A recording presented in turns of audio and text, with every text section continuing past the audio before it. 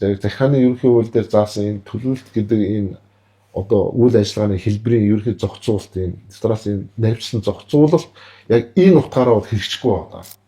Журмын тоог бол багасгах ёстой гэдэг бол зарчмын хувьд бол зөв юм байна. Гэхдээ тэнд ч учиртай. Захиргааны эрх зүйн хороо, иргэний эрх зүйн хороо, одоо эрх зүйн суурь эрх зүйн хороонууд маань идэвхтэй ажилласан.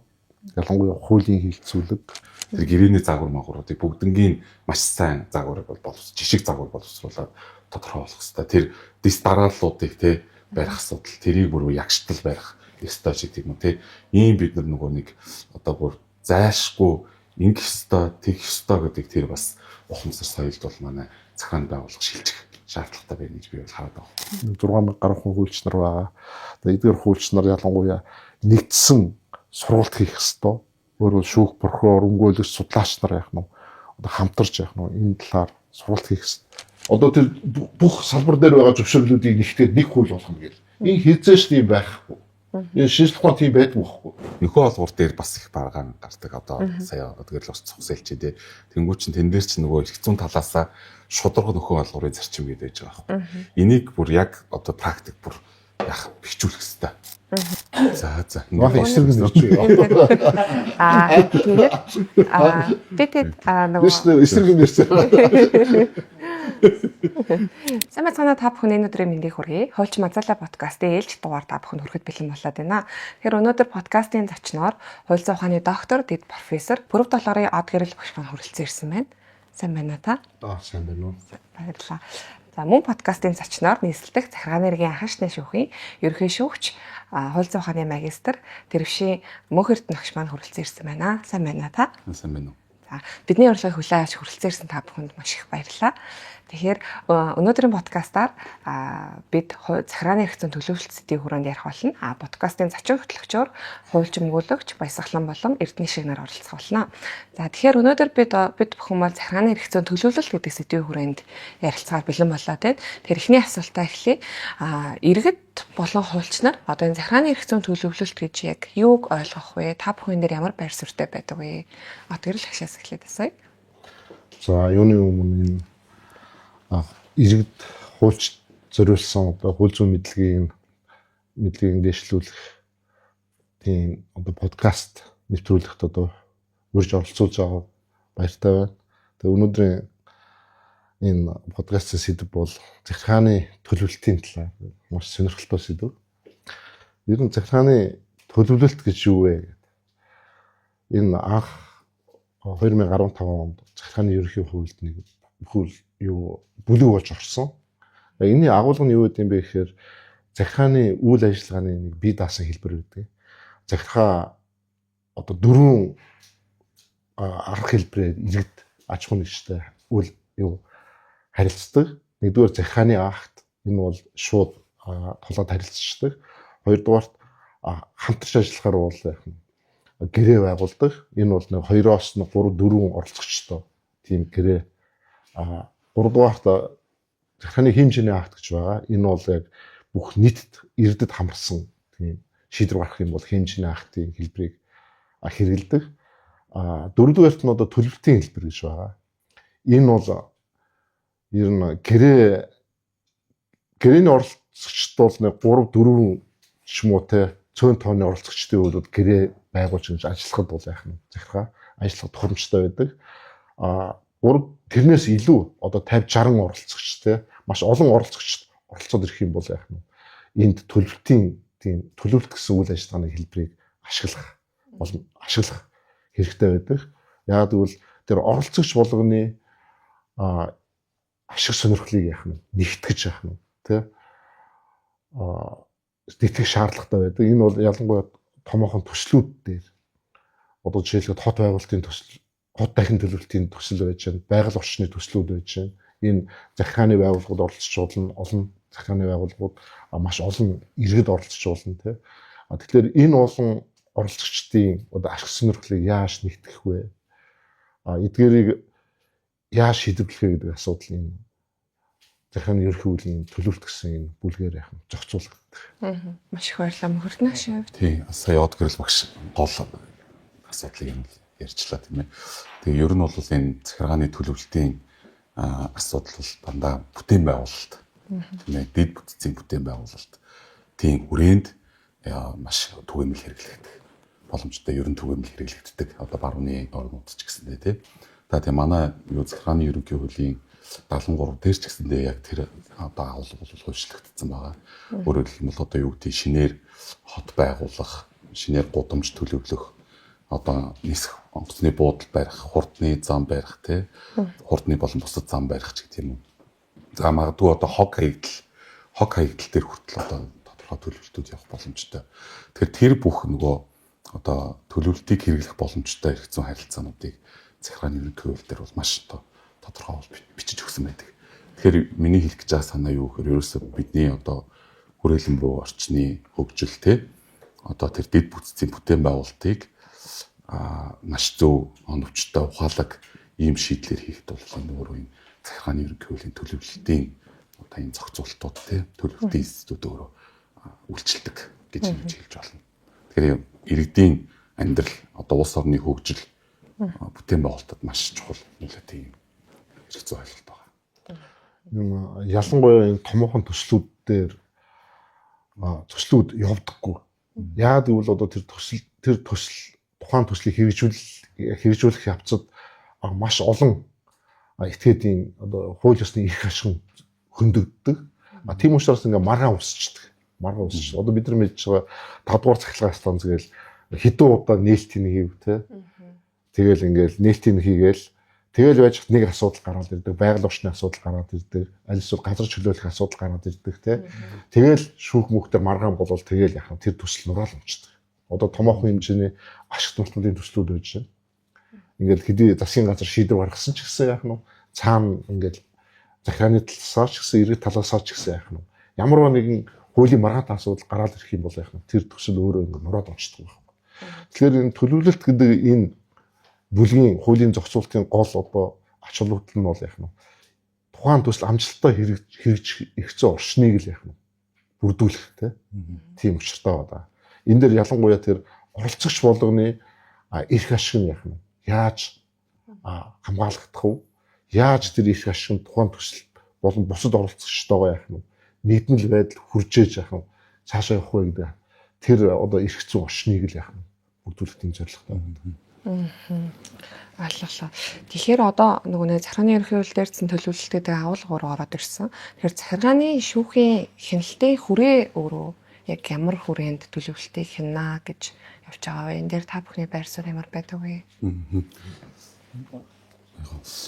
Захиргааны шүүхийн эрх зүйн хяналт бол энэ төлөвлөлтөөр бол хэрэгжинэ. За ер нь ямар хүрээнд вэ гэхээр ихэвчлэн за одоо энэ төлөвлөлт гэдгийн цаана төлөвлөгөө гэдэг чухал ойлголт байгаа. Эхлээд нөгөө одоо эрх бүхий байгуулах чинь тий одоо энэ хэсгийг энэ газрыг ингэж хөгжүүлмээр байна ч гэдэг юм уу тий энэ газар дээр энэ нэгж талбар дээр ийм одоо объект барих хэрэгтэй байж гэдэг юм уу. Тэрнийхээ эхний төлөвлөгөө за тэн дээр одоо хамааралтай жишээлбэл техник эдийн засгийн үндэслэлүүд тий за одоо нөлөөллийн шинжилгээ тухайн одоо жишээл юу гэдэг зам барихад тий тэнд орчинд яаж нөлөөлөх юм тий хүмүүсийн амьдралд яаж нөлөөлөх юм магадгүй эдийн засагт яаж нөлөөлөх юм гэдэг юм тий тэр бүх одоо үнэлгээнүүдээ хийгээд төлөвлөгөөгөө боловсруулад тэгээд тэр төлөвлөгөөг одоо хэлэлцээд одоо яг захиргааны ерөнхий хуулиар тэр үештүүдийг заасан байна. Тэгээ ингээ эцсийн үр дүнд бол яах хэрэгтэй вэ? Төлөвлөлтийг батлна. Тий. Тэгэхээр яг захиргааны хэргийн шүүхийн эрх зүйн хяналт ерөнхийдөө хөвчлэн хаана үүсдэг вэ гэхээр тэр төлөвлөлтийг баталсан тэр шийдвэр үйл ажиллагаанд бол үндсэндээ шүүхийн эрх зүйн хяналт явдаг. Ер нь бол бас юу барууны орнууд ч гэсэндээ ер нь яг тийм юм байли ер нь түгээмэл. Тэгээд би нөгөө нэг энэ ярьцлагад оролцсон гэж мэдчихсэн учраас бас тийм ээ сонсогч нарт үзэгч нарт бас хэрэгтэй байж магадгүй гэж бодоод энэ нэг хуулийн орчуулга авчирсан. Германы захиргааны процессын хуулийн орчуулгыг энэ шүүхийн актын хийсэн. Бид нэр хамтарч.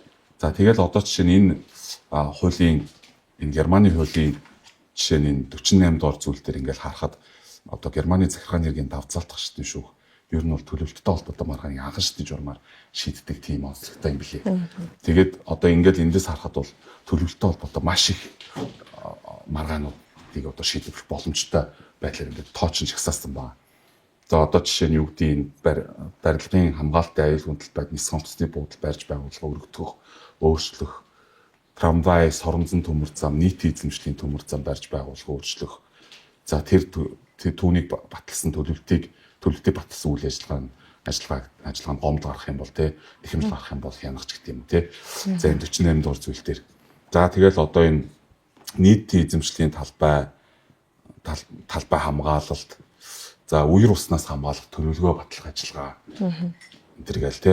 За тэгэл энэ нүүрсээр эрчим хүч үйлдвэрлэхийг зогсоох тухай хуулийн дагуу хүрэн нүүрсний ил уурхаануудыг хаахтай холбогдуулсан төлөвлөгөө. За тэгэл энэ ашиглалтын ерөнхий төлөвлөгөө, ашиглалт мэлмлийн үе, ашиглалтын наривчсан төлөвлөгөө, тусгай төлөвлөгөөтэй холбоотой маргаан. За хүрээлэн боорчин нөлөөлөх байдлын үнэлгээтэй холбоотой түүнийг баталсан төлөвлөгөө энэ төр гэл ингээд бүр ингээд их нарийн ингэж дааж өгсөн ба. Тэгэхээр миний хэлэх гээд байгаа санаа юу гэхээр тэр төлөвлөлтийг баталсан үйл ажиллагааны үндсэндээ бол захиргааны хэргийн шүүхийн эрх зүйн хэлэлт байж идэг. Тий. Тэн дээр гарч байгаа хэмжлэл одоо тэрний чинь цаана одоо тодорхой иргэний эсвэл тодорхой хуулийн этгээдийн эрх ашиг одоо эрхшгийн зөрчил бол яригдэн шүү дээ. Тэгээ тэрэн зөрчигдсөө одоо миний эрх зөрчилдөд байна энэ төлөвлөлтийн улмаас гэх юм бол тэр хүрээнд бол бас захиргааны хэргийн шүүхийн хяналт тавих одоо ажиллах боломжтой. Тий. Тэр л шиг. Тэгэхээр энэ төлөвлөлт бидний хувьд бол яг захиргааны ерөнхий хуулиар зохицуулагч байгаа. Одоо бидэрт байгаа хуулийн зохицуулалт маань захиргааны ерөнхий хууль дээр нэг бүлэг байгаа. 7-8 заалттай. Энээр юу вэ гэхээр одоо төлөвлөлт гэдэг бол өөрөөр хэлбэл нэг төсөл яаж хэрэгжүүлэх вэ гэсэн үг шүү дээ. Томоохон төслийг тэгэхээр энэ дээр төслийг ингээд хэн зохиох вэ, тэ? Тэгээд төслөө яаж ингэ танилцуулах вэ? Тэгээд оролцогчдыг хэрхэн тодорхойлох вэ? Оролцогч тэгэхээр иргэд байж болно, тэр зөвшөөрөл олгодог төрийн захиргааны байгууллагууд байж болно, хяналт тавьдаг байгууллагууд байж болно, төрийн бус байгууллагч байж болно. Маш олон оролцогчдод төсөл ямар салбар төслийг хэрэгжүүлж байгаа гэдгээс хамаарат. Тэгээд тэр олон оролцогчдыг одоо нэгтгээд тэндээс ямар одоо ашиг сонирхлын зөрчилдөөн гараад байна те. Тэр гарч байгаа тэр ашиг сонирхлын зөрчилдөөн болгоныг яах нь яаж шийдэх вэ? Шийдэж дараагийн алхамдаа баталгаа алхамдаа орох жишээтэй. Хэрвээ баталчих юм бол яах нь энд яаж те өөрчлөлт оруулах вэ? Тэгээд нийт ингэ баталсны дараа иргэд болон бусад оролцогч нар яаж гомдол гаргах вэ? Хэдий тэр гомдлын яаж хүлээж авах гэх мэтлэнгээр нэг юм цогц зохицуулт ерөнхий рам нь яах нь захиргааны ерөнхий хуулийн дээр байгаад байгаа. Тэгээ бидний хувьд нэг асуудал юм энэ яагаад практикт хэрэгжихгүй байна гэдэг те. Тэгэхээр энэ дээр бидний захиргааны ерөнхий хуулийн суур зохицуулалтаа салбарын хуулиуд дээр одоо сайн ингээд дэд үтцийн төсөл хийж байна те. Одоо дэд үтцийн төсөл гэхдээ төмөр зам тавья. Нис онгоцны буудал байгуулъя те. Гэтэл яг тухайн дэд үтцийн тухайн хуулийн дээр энийг яах нь яг найрчилсан зохицуулалт байдлаар оруулах хэрэгтэй байхгүй оруулах хэрэгтэй. Яагаад оруулах хэрэгтэй гэд энэ дээр зохицуулалт найрчилсан зохицуулалтыг сайн хийж өгөх хэрэгтэй вэ гэхээр энэ өөрөө энэ төлөвлөлтийн үйл ажиллагааг энэ хуулийг хэрэгжүүлэх үйл ажиллагаа яагаад гэвэл захиргааны байгууллагын өөрийнх нь идэвхтэй үйл ажиллагаа яах нь захиргаа өөрөөс нь шалтгаалж байгаа байхгүй захиргаа өөрөөс нь өөрөөр хэлбэл за энэ саяны одоо энэ нис хоосны буудал барийг ихтэй яах нь энэтэй холбоотой ямар арга хэмжээ зохион байгуулах вэ? Одоо тэр сонсох ажиллагаа яаж зохион байгуулах вэ? Төслийг яаж танилцуулах вэ? Гарсан юмд яаж шийдэх вэ гээл те бүх юунууд нь яах нь наривчлсан журамлагдах хэвээр. Журамлагчиж. Тэгжээж яах нь захиргаа өөрөө яах нь өөрийн идэвх санаачлагаар ажиллах хэвээр. Тэгэхээр энэ өөрөө нэг том соёл захиргааны байгууллагад ийм соёл тогтох хэвээр болчиход байгаа. Энийг тогтоохын тулд тийм наривчлсан дүрм журам тийм загвар юунуудыг маш яаралтай хийж өгмөр байгаа байхгүй. Өмөр тэгжээж энэ манай цаашаа явна. Тэгжээж энэтэй холбоотой асуудлууд яах нь юу шийдэгдэнэ. Зөвхөн Улаанбаатар хот гэлтгөө бас ингээд орон нутагт ч гэсэн бас төслүүд хэрэгжиж штэ. Хот дахин төлөвлөлт, гэр хорооллыг орон сууцжуулах гэдэг юм уу жишээ авахд. За ингээд харахаар гол юм чи ерөөсөл барилга байгууламжууд их барьж штэ. Тэнгүүт барилгын салбарын эрх зүй асуудлууд хөндөгдөн.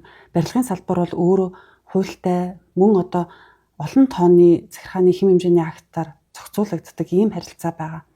За сүүлийн үед бол манай хууль зүйн дотоод хэргийн ам бол нийгмийн харилцааг бол одоо журмаар зохицуулахгүй, одоо хуулиар зохицуулах ийм одоо хандлагыг баримтлаад явж байгаа. За ингээд харахаар энэ харилцааг юугаар зохицуулж байна гэхээр за одоо үндсэн хуулиар суурь зохицуултууд байна. Нэмээд хууль тогтоомжийн тухай хууль үйлчилж байна. За гэтэл тухайн хэм хэмжээ өөрөө заавал хууль байх ёстой, хуульд тусгагдах ёстой. Эсвэл хуульд тусгахдахгүй энэ хэм хэмжээ бол журам байхад болох юмаа гэдгийг яаж тодорхойлдог вэ? Тэ ямар одоо ерөнхий одоо суурь шалгуур үзүүлэлтийг ер нь дийлэгтэй ашигладаг бол энэ талаар та бас мэдээлэл өгөөч. Тий. Их чухал асуулт хөндөгдөж байна гэж би ойлгож байна. Ер нь бол яг сүүлийн миний санаж агаар сүүлийн 3 жилийн хугацаанд бол энэ асуудал их хүчтэй яригддаг болсон тий. Энийг ер нь бол бас ингэж яригдахад нь ч гэсэндээ би бас хувь нэмэр одоо судлаачид бол оруулж ирсэн. Ер нь бол журмын тоог бол багасгах ёстой гэдэг бол зочмын хувьд бол зөв юм байна. Гэхдээ тэнд ч учиртай. Тэ учиртай. Одоо ямар журмыг нь үлдээгээд ямар журмыг нь байхгүй болгоод хууль руу оруулах юм бэ гэдэг дээр гол нюанс байгаа байхгүй. Тэгэхээр энэ дээр бол юу зарчмын хувьд юу гэж үздэг вэ гэхээр одоо захиргааны байгууллагаас иргэн хуулийн этгээдтэй харилцах буюу одоо гадагш чиглэсэн харилцаа гэж бид нар хэлдэг тийм дотор шүүш гадагш чиглэсэн харилцаа. Гадагш чиглэсэн харилцаанд буюу яг захиргааны байгууллага шийдвэр гаргах тэр одоо ажиллагаа тийм тэрэнд чиглэсэн журмуудыг хольчлох хэрэгтэй байхгүй юу? Юу гол шалгуур нь тэр. Тийм гол шалгуур нь тэр. За одоо жишээл юу гэдэг за нэг зөвшөөрөл авъя барилгын ажил эхлүүлэх үргэлжлүүлэх зөвшөөрөл авъя гэж бодоход тэр зөвшөөрлийг олгохын тулд эхлээд тэр хуулийн этгээдээс ямар одоо баримт материал шаардах юм. Бүр тэрнээс эхлэх хэрэгтэй бүр одоо процедур чинь. Тэрийг бүр хуульчилдаг байхгүй юу? Одоо баруунд бол бүр айгүй нарийн хуульчлан тий. За ийм хүсэлт гаргана, хэдийн хоногийн дотор гаргана гэдэг юм. Тэр хүсэлтийг хүлээж аваад ингэж судалгаа хийгээд нэг бол ийм шийдвэр гаргана, нэг бол тийм шийдвэр гаргана, нэг бол ингэж шийдэж болно гэдэг юм. Сонгох боломж өгөөд тий. Тэрийг бүгднийг одоо журамлсан тэр зохицуултыг бол хуульд хийж өгөх хэрэгтэй гэсэн үг. Яг тэгэхээр тэнд нөгөө иргэн хуулийн этгээд их ашиг хөндөгдөх зөрчигдөх магадлал өндөр байдаг байхгүй тий. Тэрнээс бусдаар одоо жишээлбэл норм норматив тийм норм норматив жишээлбэл одоо барилгын салбарт гэх юм бол маш олон норм норматив байгаа шүү. Бүр өөрөөсөө тэнд чинь ингээд сайн үзэх юм бол ерөөсөө бараг л бүх юмыг зохицуулсан байгаа тэр норматив. Тэр норм нормативыг мэдээж бүгднгийн хуульд хийж чадахгүй. Ер нь хийх боломжгүй. Хийвэл бас утгагүй болчихно. Тэ ингээд бөө норм норматив хууль үзсэн чинь байж ивэл болохгүй тэ. Тэд нар бол тэр юугаараа журам тэрээрээ тэ дүрмээрээ тэр норм нормативаараа тусдаа явж болно. Бусдаар бол тэр яг шийдвэр гаргах ажиллагаатай холбоотой процедурыг журмалсан тэр хэсэг бол хуульд байж ах хэрэгтэй гэж ер нь онлын хэвт гэж үздэг байхгүй. Тэгээ би бол яг тэр агуулгаар бол манай холбогдох байгууллагууд анхаараасаа. Сүүлийн үед бол нэлээд юм механикаар ойлгоод тий ерөөсөө байж болохгүй. Ер нь бүгдийг цэцэлчи бууруулчи байхгүй болгочих гэх юм уу тийм юм яваад байгаа юм шиг үл. Тэр бол бас харцангуй тийм зөв юу биш, ойлголт биш тий. Өөрөөр гол зорилго нь шүү дээ. Тэр төсөл хэрэгжих боломжийг л хангасан эрх зүйн орчныг л яах нь зохион байгуулах хэрэгтэй. Тэгээ манай Монголын хувьд бол бид нар мэдж байгаа томоохон төсөл ярьдаг. Тэрэндээ хэрэгждэггүй. Аль эсвэл өчнөө иргэдийн эрх ашиг хөндөгддөг. Аль эсвэл тэр захиргааны байгууллага дараа нь гомдол гаргаад тэр төсөл яах нь нураад унцдаг.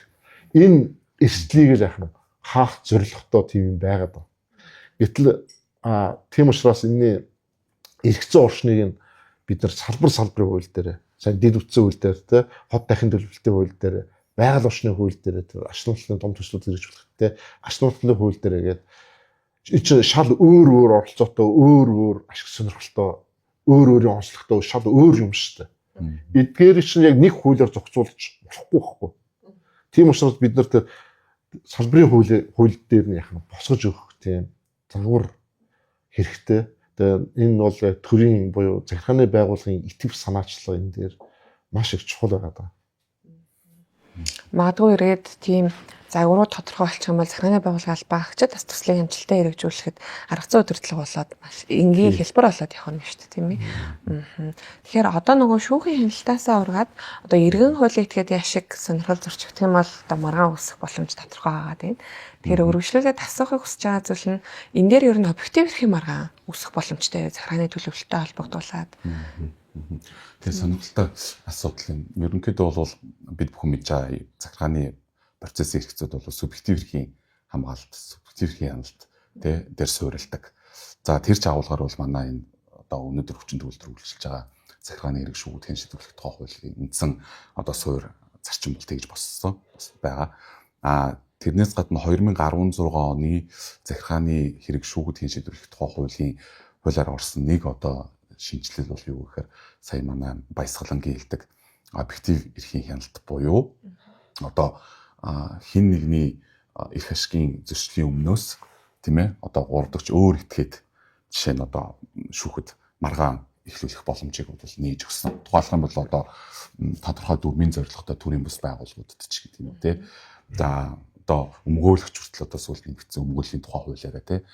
За тэгээд эндээс үзэхэд бол юу гэж нөхөр яг төлөвлөлтийн харилцаанд үүсэж байгаа маргаан дээр бол одоо тэр нийтийн ашигыг төлөөлж хэмжил гаргах тэр одоо механизм бол ажиллах боломжтой. За одоо юу гэдэг хүрээлэн буй орчны асуудлыг хүрээнд ч гэдэг юм уу. Эсвэл бол нийтийн өмчийг хамгаалах асуудлын хүрээнд ч гэдэг юм уу те. Тэр одоо хүрээндээ багтаагаад тэгээд тэр объектив эрхийн хяналт бол явах боломжтой гэж ингэж үздэг. За одоо жишээ нь юу гэдэг манай Монголын захиргааны хэргийн шүүхийн практик дээр бол бас тодорхой олон одоо маргаанууд гарч байгаа. Энэ төлөвлөлттэй холбоотой. Гэхдээ манай дээр бол ихэвчлэн яг тухайн эрхэн зөрчигдсөн иргэн тийм ээ эрхэн зөрчигдсөн хуулийн этгээдүүд өөрсдөө одоо хэмжил гаргаа явдаг. Төрийн бус байгууллагууд бол харьцангуй төлөвлөлттэй холбоотойгоор бол хэмжил гаргаж байгаа нь бол цөөхөн байгаа. Манай практик дээр бол би нөгөө бас ингээд юуны одоо Герман, Австри энэ төргээд улсуудын тэ шүүхийн практик шүүхийн шийдвэрүүдийг бас үзчихсэн. Тэгээ тэн дээр бол яадаг гэхээр Германд бол их тэр хөгжсөн юм билээ. Одоо төрийн байгаль орчныг хамгаалах зорилготой төрийн бус байгууллага тий энэ төлөвлөлт баталсан үйл ажиллагааг хянуулах шүүхэд ханддаг. Тэр бол ерөөс маш их одоо кейсүүд байт юм билээ. Одоо жишээ нь надад их сонирхолтой санагдсан нэг кейс би энэ Германы захиргааны хэргийн дэд шүүхийн шийдвэрүүдийн бас ботвит юм билээ. Энийг би бас захиалж авсан байхгүй. Тэгээ ингээд үзэж хахад энэ дотор бол төлөвлөлттэй холбоотой хэргийг шийдсэн маш сонирхолтой шийдвэрүүд байна. Тэгээ одоо жишээ нь ингэж хурдны зам тэнд одоо Германд чинь хурдны зам их байна. Тэгээ тэнгууд хурдны зам барих ингээд төлөвлөлт хийгээл одоо захиргааны байгууллага төлөвлөгөө хийн штэ. Тэнгууд за хурдны зам бол тодорхой одоо нэг цэгээс нөгөө цэгт тий очих хэвээр хэдэн километр ч үйт. Тэгээ 100 км ч үйт юм. Тэнгууд тэр 100 км дайраад одоо газар дайрна штэ. Тэгээд нэгж талбаруудыг дайрна. Хууль зүйн агуулгаар бол. Тэнгууд тэр газар дээр жишээ нь хүн одоо хүний өмчийн тий иргэний өмчийн газар иргэний өмч үйл хөдлөх ямар байгаа гэдэг бүх нөлөөллийн шинжилгээг жишээ нь бүрэн дүрэн хийх ёстой.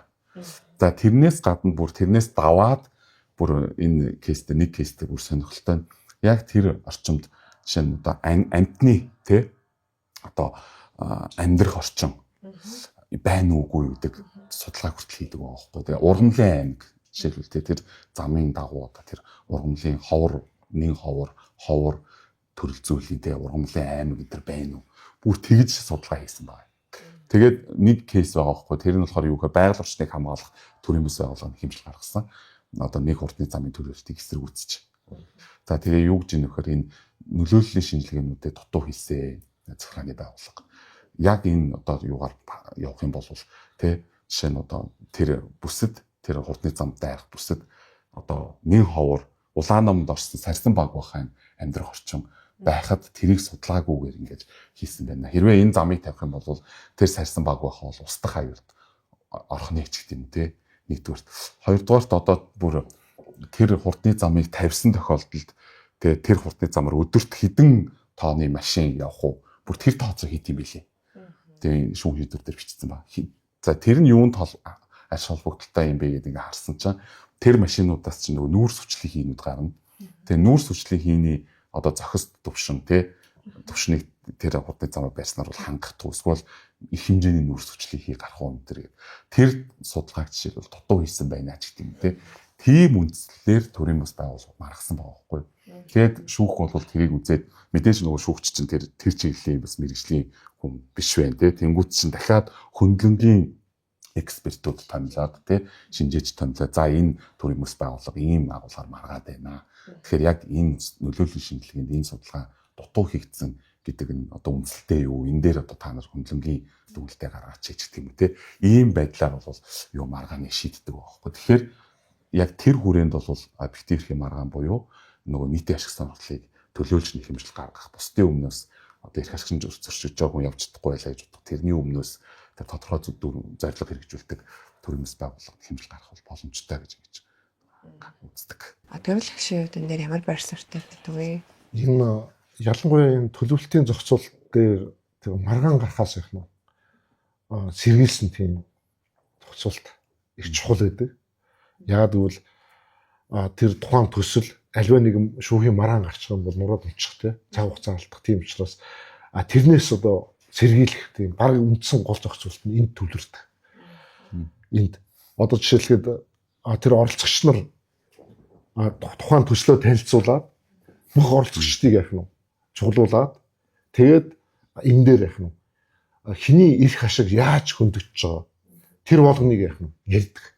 Тэр болгоныг одоо төсөл энэ гүйцэтгэгч төсөл зохион байгуулсан хүн танилцуулаад одоо жишээлхэд тэр байгаль орчин чиглэлийн ч юм уу аль эсвэл тэр дэд үтсийн чиглэлийн захиргааны байгууллагууд яах нь тэр хуулийнхаа юунуудаа энэ төсөлтэй холбоотой хуулийн хэрэгжилтэй яах нь яриад энэ болохгүй энэ болж чинь тий мөн иргэд бол яах нь бидний эрх ашиг ингэж хөндөж чинь тий одоо миний эрх ашиг одоо миний газар эзэмших эрхийг ингэж хөндлөө тий гэр мэтлэнгээр эднэрээ хоорондоо тийм хилцүүлэг зохион байгуулж байгаа. Энэ бол маш чухал. Энэ хилцүүлийн ашиглагдал нь бол ердөөсөө дараа нь ямар нэгэн маргаан гарахаас яах нь сэргийлж байгаа. Хэрвээ тэр хилцүүлэгт урилга өгөөд мэдгдэл өгөөд байх ирээгүй бол яах нь тэр марх ирэхээ алдна. Яг бол тэр энэ зорилго нь бол энэ ямар ч маргаангүй энэ төсөл яах нь хэрэгжих орчныг бүрдүүлэх зорилготой учраас. Тэгэхээр хэдийн хэмжээний тэр юу хилцүүлгийг төслөө танилцуулж байна. Танилцуул гарах хэмжээ хэдийн нарийн явж байна. Дараа нь хилцүүлэг хэдийн хэмжээтэй сайн зохион байгуулагдж байна. Тэ тэрнээсээ хамаарат яах нь дараа нь яах нь маргаан гаргах боломжийг яах нь бүгднийг яах нь хаадах. Тэгэхээр одоо энэ түүнээс бол гэрээ захааны акт тэмдэгтээ бол тийм байхгүй шүү дээ. Тэгэхээр энэ зохицуултыг одоо бид нар бол тухайн салбарын хуулийн дээр яах нь энэ хилцүүлэг танилцуулах те энэ ажиллагааг яах нь маш тийм сайн чанартай хийж өгөхөөр тийм навьжлан зохицуултыг илүү хийж өгөх хэрэгтэй байгаад байна. Тэшүү яг харахгүй тэгж одоо хийж өгөхгүй бол одоо нөгөө хилэлцүүлэг зохиож гинэ гэдэг агуулгаар ерөнхийдөө зар тараад одоо тэгээ нөгөө яг эрхэн зөрчигдөд байгаа иргэн тэр одоо зарыг нийтэд мэдээлсэн гэдэг утгаараа мэдсэн болох хэрэгтэй болчиход байдаг. Гэтэл яг нөгөө тэр хүнд эсвэл хуулийн этгээд нөлөөлөх гээд байгаа бол магадгүй мэдэгдээж одоо ингэ санаа бодлыг сонсох юм бол маргаан гарахаас л урьдчилан сэргийлэх гэдэг шүү дээ тийм ээ. За тэгэхээр одоо тэгвэл захиргааны эрх зүйн одоо энэ захиргааны төлөвлөлтөн дээр бид нар одоо шүүх өөрөө хяналтаа хийхдээ ухаалаг болон оновчтой байдлаас нь хэр одоо нөгөө хянах боломж нь өөрөө байдгийм бэ. Одоо жишээлбэл салбарын хууль тогтоомжтой ингэж нийцсэн энэ агуулгаараа процессыг зөрчсөн байна гэж дүгнэх боломжтой тийм. Гэхдээ эцсийн үр дүндээ энэ төлөвлөлт өөрөө ухаалаг биш байна. Эсвэл оновчтой төлөвлөлт болоогүй байна гэж дүгнэх боломж өөрөө хэр байдаг вэ? Энэ дээр та бүхний байр суурь ямар байгаа вэ? Хүртэн агшаа. Тэгээ боломжтой. Одоо боломжтой гэж хэлж болно. Яг нь захиргааны актын тухайд бол яадаг вэ гэхээр нөгөө урьдчилан шийдвэрлэх ажиллагаа явж штэ. Урьдчилан шийдвэрлэх ажиллагааны үндсэн гол зорилго бол юу гэж үздэг вэ гэхээр тэр нөгөө тухайн захиргааны акт тодорхой зорилгодоо нийцсэн үү те бодит нөхцөл байдалд тохирсон уу гэдэг нөгөө тэнцвэрийн зарчмын асуудлууд байгаа шүү дээ. Тэрийг бол урьдчилан шийдвэрлэх ажиллагааны хүрээнд дээжтний захиргааны байгууллага бол хянана гэж юу онлын хувьд ингэж үздэг. Шүүхийн хяналт бол илүү эрх зүйн шинжтэй хяналт тий. Одоо хуульд нийцсэн үү гэдэг хяналт. Гэхдээ яг төлөвлөлтийн хувьд бол түрүүн одоо хэлсэн маш олон тийм өөр хоорондоо тий эсрэг ашиг сонирхлуудыг нийлүүлэх зохицуулах асуудал байдаг учраас тэнд яг саяны хиний баясгалангийн асуудаг тэр төлөвлөлт өөрөө ухаалаг байсан уу? Төлөвлөлт өөрөө оновчтой анхнаасаа оновчтой тэ хийгдсэн үү гэдэг тэр хяналтыг бол төлөвлөлтийн харилцаанд бол шүүх хийх боломжтой гэж ингэж үздэг. Тэр өөр хийн. Тэгээ одоо жишээ нь хийжсэн тэр талаар дүгнсэн тэ шүүхийн шийдвэрүүд бол манайд бас гарсан байна. Тэр яг төлөвлөлт өндөр хөгжсөн барууны орнууд ч гэсэн маш ихээр гарсан байна. Ер нь бол тэ одоо жишээ нь энэ одоо за одоо юу гэдэг хот дахин төлөвлөе тэ хуучин байгаа барилгуудыг буулгаад шинээр одоо орон сууц хүн амьдрах боломжтой орон сууц барья гэхэд тэр төлөвлөгөө өөрөө тий оновчтой байна уу? Одоо жишээлбэл тэр хүний амьдралд тий хамаатай хэрэгцээтэй бүх зүйлийг нь одоо жишээлбэл зөв нэг дор төлөвлөж чадчихуу тий тав тухтай амьдрах тэр орчныг бүрдүүлэх хэмжээний төлөвлөлтөөрөө боловсруулагдсан уу. За тэгээд түрүүн манай од гэрэл өгшилдэг яг тэр төлөвлөлтөнд тэ яг эрх ашиг нь хөндөж байгаа бүлгийн оролцоог хэр хангасан бэ? Тэ ойлгуулж чадсан уу? Жишээлбэл одоо манад бас нэг асуудал бол ингээд өөрөө захиргааны байгууллага хийх гэж байгаа юм а хүмүүст ойлгуулж чаддаггүй. Өөрөөр хэлбэл тэр хилцүүлгээ хийхгүй гэсэн үг шүү дээ өөрөөр хэлбэл тэ. Тэгээд тэрийгэ хийсэн үү? Хүмүүстээ ойлгуулсан уу? Энэ ч өөрөө бас төлөвлөлтийн ухаалаг байх нэг одоо суурь нөхгүй тий.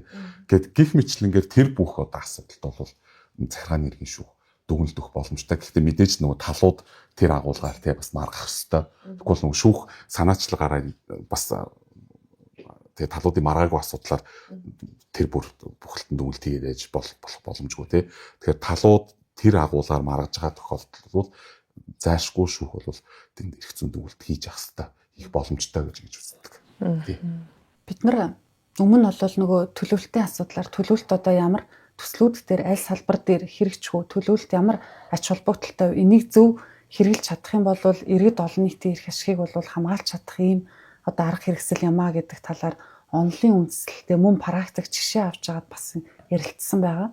Захиргааны ерөнхий хуульд төлөвлөлтийн бүлэг одоо ингэж хуульчлагдсанаас хойш бараг 10 жил 10 дахь жилдээ золгож штэ.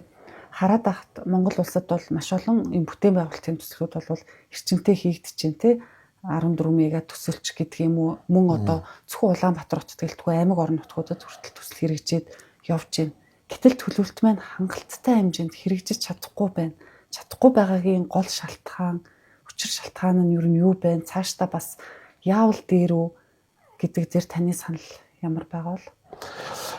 Энэ захиргааны ерөнхий хуулийн дээр төлөвлөлтийн ерөнхий загвар баримтлаас зарчмууд нь яг нь хөөжлөгдсөн л да.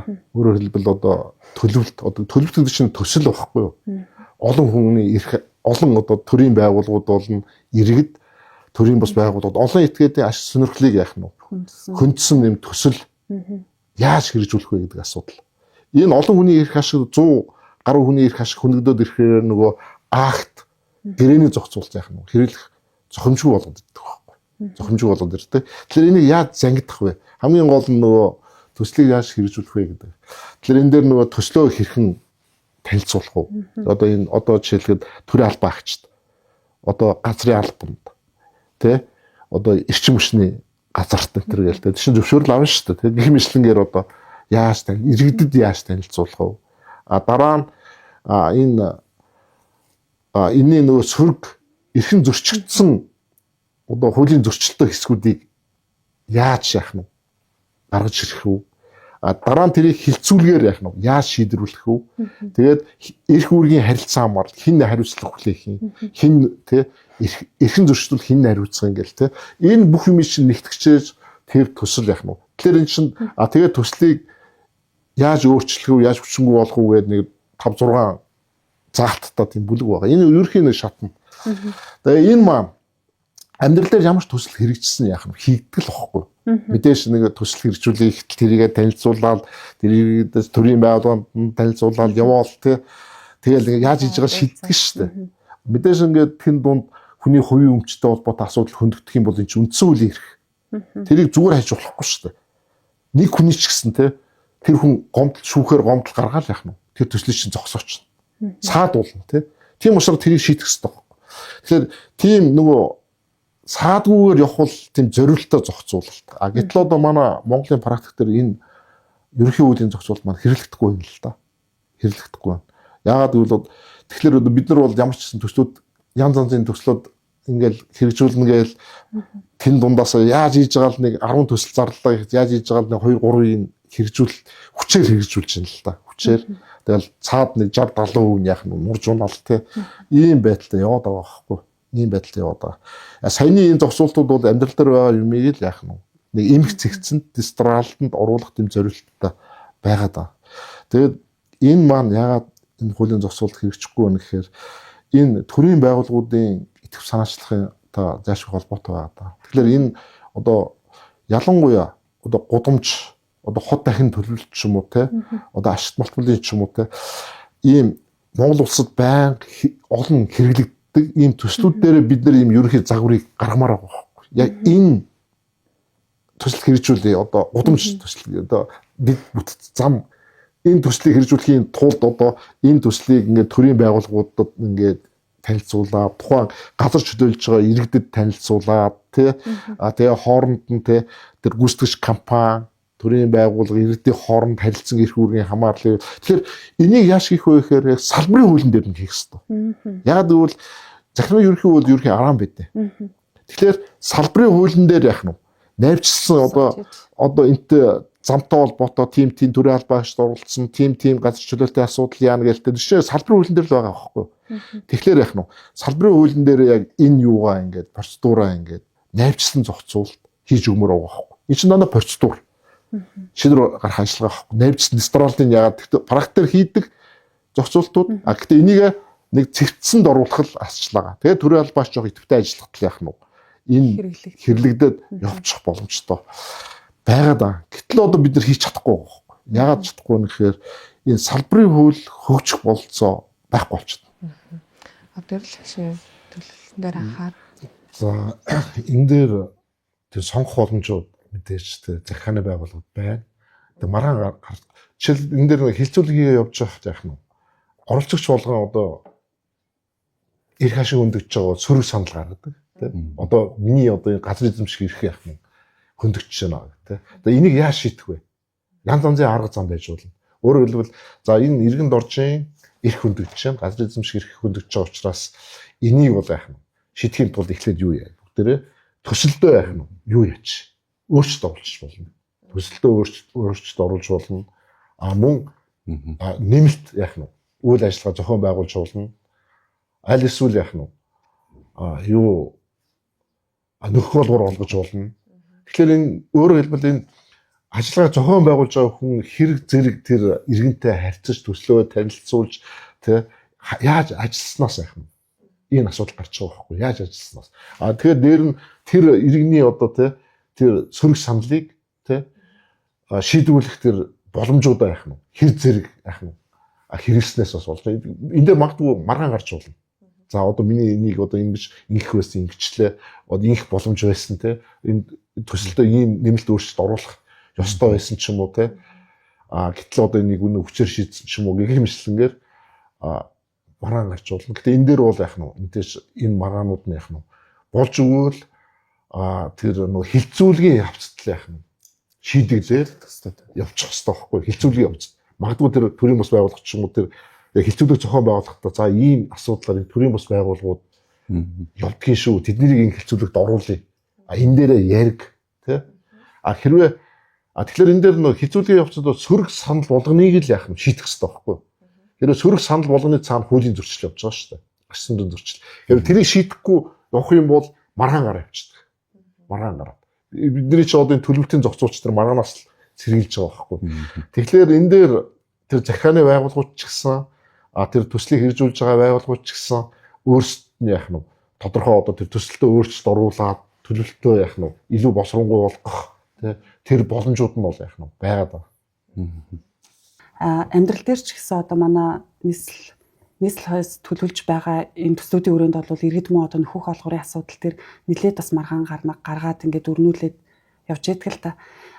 Энэн дээр бол нөхөх олгор гэж бол манай үндсэн хуулинд заасан байгаа. Гэтэл яг шудрах нөхөх олгор авах хэрэгтэй гэдэг үг бол 16-гийн 3 дээр бол бас заагаагүй байдаг. За би юу гэж ойлгож байгаа вэ гэхээр нөгөө төрийн үйл ажиллагааны үндсэн зарчмыг тодорхойлохдоо шудрагаас хууль дэдлэгээс ардчилсан хүн нэр хэрэгчлөө гэд заасан байгаа шүү дээ. За энэ хүрээнд холбогдуулаад нөхөх олгор нь өөрөө шудрах байх ёстой гэдэг энэ одоо зарчмыг хангах ёстой гэж ингэж боддог. Энэн дээр та ямар байр суурьтай байдаг вэ? Тэг ер нь альва эрх зүйн хэм хэмжээг тийм ээ тухайн тохиолдолд одоо кейс боломж нь өөрөө ба штэ бас тий. Тэгэхээр тухайн тохиолдолд тайлбарлан хэрэглэхэд тий бид нар хуульчид мэдж байгаа тодорхой одоо арга техникүүд хэрэглэгддэг. Тэ. За тэнгууд одоо сая та хэлж байна. Үндсэн манай Монгол Улсын үндсэн хууль дээр нөхөх олгорын тухай бол асуудал байгаа. Одоо жишээ газрыг дайчлаа аваад хураа авах юм бол тий нөхөх олгор бол олгоно гэсэн үндсэн одоо заалт үндсэн зарчим бол байж байгаа. Гэхдээ шударга нөхөх олгорын тухай заалт байхгүй байна гэдэг тий. Тэгвэл энэ дээр жишээ нь текстийн хувьд одоо тухайн хэмжээг үгчилсэн байдлаар ингээ аваад үзэх юм бол тэр шударга байх тухай ойлголт бол үнэхээр тийм үг байхгүй байна. Гэхдээ бид нар одоо хуульчнаар хэм хэмжээг тайлбарлахын тулд за энэний цаанд жишээлбэл тий одоо системчилсэн тайлбар явах уу, логикийн тайлбар явах уу, тий эсвэл одоо зорилгын талаас нь тайлбарлах уу, энэ төргээд бид нар ингээд олон талаас нь тухайн хэмжээг тайлбарлах таардаг тий. Тэнгүүд одоо жишээ нь энэ тохиолдолд бол яг бид нар зарчмыг татаж авчрах хэрэгтэй. За одоо таны дөрөв хэлсэн үндсэн хуулийн 1-2-т байгаа тэр шударга усны зарчим тий төрийн үйл ажиллагааны үндсэн зарчим. За тэрийг нэгдүгürt холбож болж байна нэгдүгürt. Хоёрдугаарт ер нь энэ одоо эрх зүйн ойлголтын хувьд тий нөхөх олгуур гэдэг эрх зүйн ойлголтын хувьд дэлхийн нийтэд тэгээ түгээмэл хөгжсөн түгээмэл хүлээн зөвшөөрөгдсөн эрх зүйн ямар зарчим байдгийг бэ гэдэг бид нар харах хэрэгтэй байхгүй. Тэнгүүд яг ингээд судлаад үзэхээр нөхөх олгууртай холбоотой асуудлыг ингээд судлаад үзэхээр хамгийн чухал хүлээн зөвшөөрөгдсөн зарчим бол тэр шударга нөхөн олгорын зарчим байдаг. Тэгээ энэ хүрээнд нөгөө манай Монголын хуульчдын холбооны захиргааны эрх зүйн хороо гэдэг ингээд би ажиллаулдаг тийм хуульчдын холбооны захиргааны эрх зүйн хороо нээлттэй нийгэм форум энтертэй хамтраад бид нар нэг хэлцүүлэг хийж эрдэнэ шиг та өөрөө бас сууж илүү яалаа ямар агуулгатай гэхээр энэ газар чөлөөлөлттэй холбоотойгоор үүсэт байгаа практик тий шүүхэн практик одоо захиргааны байгууллагууд дээр байж байгаа бэрхшээлтэй асуудлууд энэ төргээ бид нар хилцчихсэн байхгүй. Тэн дээр яг манай нэг би одоо нэг юугийн санахгүй судлаач нарынх нь яг тодорхой нэрүүдийн санахгүй яг тодорхой судлаач нар орж ирээд энэ газар чөлөөлөлттэй холбоотой нөхөх олгорын асуудлыг хөндөж ярьсан байхгүй. Тэгээ тэн дээр судлаач нар бол маш чухал яг оновчтой санаа дэвшүүлсэн нь юу гэхээр одоо энэ манай Монголд тий шударга нөхөх олгорын зарчмыг л одоо яг бэхжүүлэх хэрэгтэй байна гэдэг яг саналыг хэлчихсэн. Тэгээ би дотроо тухайн үед хэлцүүлэхт ороод за энэ нь бол яг чухал асуудал шүү тий гол пункт нь энэ байгаа шүү. Тэгэхээр энэ бол маш чухал. Тэгээд энэ шударга нөхөх олгорын миний хэлэх гэдэг санаа юу гэхээр хэдийгээр үндсэн хуульд тийм үгчлэн тийм бичээгүй ч гэсэндээ өөрөө одоо олон улсын тий хүлээн зөвшөөрсөн зарчим, эрх зүйн үндсэн зарчим, за манай үндсэн хуулийн 1-2-т байгаа төрийн үйл ажиллагааны үндсэн зарчим энтрэж гэсэндээ бодсон ингээд системчлсэн байдлаар холбоод аваад үзэх юм бол тий яг шударга нөхөх олгорын зарчим бол манад бол байж байгаа тий гэж ойлгох хэрэгтэй. За тэгээд одоо үндсэн гол санаа нь бол юу гэхээр эн чинь би бас түрүүн товч цус хэлжсэн те ингээд за газраа чөлөөлөх гэж байгаа газраа өгөх гэж байгаа хүмүүсийн хувьд бол нэг үн хэлээд идэг. Тий. За газрыг нь одоо авах гэж байгаа хүн бас нэг үн хэлдэг те. За төрийн байгууллаганд эсвэл нэг шал өөр үнэлгээ гаргаад ирдэг ч юм уу те. Ингээ үнэлгээн дээр ингээ тохирохгүй зохицохгүй байгаа тохиолдолд бол тэрийг ерөөсөө хаалгах юм юу гэхээр яг зах зээлийн те бодит үнэлгээ нь хэд юм бэ? Энэ одоо газрын тухайд энэ үйл хөдлөлтийн тухайд ч юм уу те. Тэгэхээр тэрийг яхахын тулд нөгөө үнэлгээний бас олон аргачлалууд байт юм билий. Тэр хэлцүүлэг дээр бас үнэлгээний компаниуд орж ирж байсан байхгүй тий. Тэр олон аргачлалууд одоо жишээл харьцуулж болох объектууд тий байна уугүй юу. За тэгээд байршил нь ямар тий. Тэр байршилд энэ яг ижил хэмжээний объект ямар үнэтэй байгаа юм. Тэр байршилд ямар үнэтэй байгаа. Яг энэ байршилд ирэхээр тэр зах зээлийн үнэлэмж нь өсөх юм уу буурах юм уу тэргээ тий айгуу тийм нарийн бас тооцоолуудыг хийгээ за тэгээд тэр объектив за яг зах зээлийн бодит үн бол ийм байхаар юм биш үү гэж тий гаргаж ирж тавьдаг. Тэгэхээр тэр бол хамгийн шударга байхгүй. Тэрнээс илүү үнэхээр зах зээлийн бодит үнэлгээ гаргаж ирчээд байхад тэрнээс илүү жишээлбэл үсээд ах юм бол өөрөө тэр бол боломжгүй тий. Тэгэхээр энэнийг бол эцсийн бүлэгт бол маргаан үүслэх гэхэд энэ үнэлгээтэй холбоотой маргаан үүслэх гэхэд яг шүүхэл одоо хагална. Тэгэхээр шүүхийн практикаар энэ шударга нөхөн олгорын зарчим өөрөө бас их бэхжиж явах ёстой. Тэгэхээр дараагийн асуулт одоо нөгөө төлөвлөлтөөсөө ургаад одоо ингээд эргэн хуулийн этгээдтэй захиргааны гэрээ цаашаа байгуулж шүү дээ тийм ээ захиргааны гэсэн төлөвлөлт хийсний үндсэн дээр. Тэгэхээр энэ захиргааны гэрээ байгуулахад анхаарах ёстой асуудлууд юу нь юу байгаа вэ та бүхний бодлоор? Яг ингээд төлөвлөлтийг одоо нэг жишээ би харж ирсэн байна. Гудамж төлөвлөлт гэдэг. Гудамж төлөвлөлт.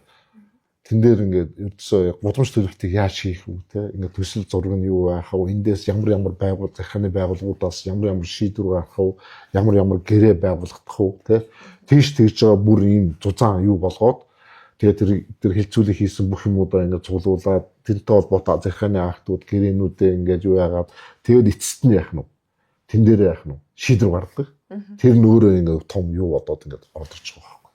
Тэгэхээр энэ дээр төлөвлөлт гэдэг бол маш олон шийдвэрүүдийг яах нь зангидсан тийм яах нь тийм шийдвэр байдаг. Зангидсан тэн дээр бол одоо жишээлхэд гудамж төлөвлөлт гэхтэл одоо эрчим хүчний асуудал байж гэн, газар зохион байгуул, газрын асуудал байж гэн, зам харилцааны асуудал байж гэн, хогны асуудал байж гэн гэл тэ. Тэр болгоно яах нь шийдэгдчихэж яах нь. Тэр их олон шийдвэрүүд яах нь нэгтгээд гарсны дараа ингээд тэр төсөл яах нь батлагдаад төлөвлөлт яах нь батлагддаг. Тэгэхээр бид нар яг энэ олон шийдвэрүүдийн дистралыг тогтоох хэрэгтэй. За эхлээд ямар шийдвэрүүд, ямар юу явах вэ, яаж явах вэ тэ бүх юм тодорхой алхам алхмаар ингээд хийгдээд тэгээд тэр нь яах нь цогц болгоод ингээд за ингээд бүх юм ингээд ойлгомжтой боллоо, бүх хүний асуудал танилцуулаад тэ энэ их ашиг өндөгцөн бүх хүнтэй ярилцаад ингээд шийдэгдлээ гэдэг яах нь тийм цогц арга хэмжээ яах нь энэ төлөвлөлтийн цаана яригддаг байна. Тэгэхээр тэгсний дараа энэ яах нь гар ус зураад hirч байгаа. Тэгээд дараа нь энд өөрчлөлт оруулах энийг өчнгүүд болгох тэр цогцолтууд нь яах нь энэ бүх юм шийдэгдсэний дараа яах нь. Түүнээс дутуу хийх юм бол яах нь. Энэ чинь дараа нь ингээд гараад ирнэ шүү дээ. Магадгүй энд оролцогч ингээд иргэнд яах нь. Ийм хилцүүлэгд оролцооч ингээд тантай холбоотой асуудыг энд яригдаад энэ гудамж төсөлтөөр яах нь. Энэ гудамжтай холбоотой асуудыг ингээд шийдэж чинь гэдэг. Нөгөө иргэн өгсөр байтал оролцохгүй бол яах нь. Тэр хүн гомдол гарах хэрэгтэй яах нь. Нэмжил гарах хэрэгтэй алдчихдаг. Манай хуулийн төсөл дээр тийм зохицуулт байна. Тэгэхээр энэ хамгийн гол тэр төслийг л яах нь. Нийтийн эрх ашигыг хүндсэн тэр төслийг явуулах хэрэгцээ орчин яах нь бүрдүүлэх зорилготой гэдгийг анхаарах хэрэгтэй. Тий, тэгээд юу багшийн хэлсэн дээрээс сая санахад бол энэ гэрээ, тэгээ захиргааны гэрээ маш сайн боловсруулагдсан жишг гэрээ байх хэрэгтэй байгаад бид нар ингэ ярьдаг байхгүй. Тийм гэрээний юу одоо тэгээ үлгэр жишээ ингэж гаргах юм сайн. Тэр айгүй чухал. Одоо жишээ нь одоо практик дээр юм байгаа. Хот суурин газрыг дахин хөгжүүлэх тухай хууль гэдэг шүү дээ. Тэнгүүд эн чинь нөгөө манай Улаанбаатар хотод хийгдэж байгаа дахин төлөвлөлтүүд те дахин барилгажуулах төслүүд бол яг тэр хууль дээр хийгдэж байгаа те тэр хуулийг зохицуулж байгаа энэ хэлцээ. Тэнгүүд нөгөө хоёр гэрээ байгаад байгаа байхгүй. Практик дээр хоёр талт гэрээ, гурван талт гэрээ гэдэг. Манай хуульчид бүгд тэр мэдж байгаа. Тэнгүүд энэ шатлсан харилцаатай энэ хоёр гэрээ эхлээд хоёр талт гэрээ байгуулагдаад албачих юм бол гурван талт гэрээ рүү ордог. Хоёр талт гэрээ байгуулагдаад бол гурван талт гэрээ рүү орохгүй. Тэгээ гурван талт гэрээ гэдэг нь юу гэхээр иргэн нөгөө одоо хуучин барилга чөлөөлж өгч байгаа. Төсөл хэрэгжүүлж байгаа компани тэгээд засаг дарга, нийслэлийн засаг дарга гурав ингээд гурван талт гэрээ байгуулж байгаа байхгүй. Тэр үндсэндээ бол нөгөө тэр дахин барилгажуулах талбай дээр чинь бол энэ захиргааны байгууллага өөрийнхөө одоо тэр бүтээн байгууллага чиг үүргээ тэр төсөл хэрэгжүүлэх компани руу шилжүүлчихэж байгаа байхгүй.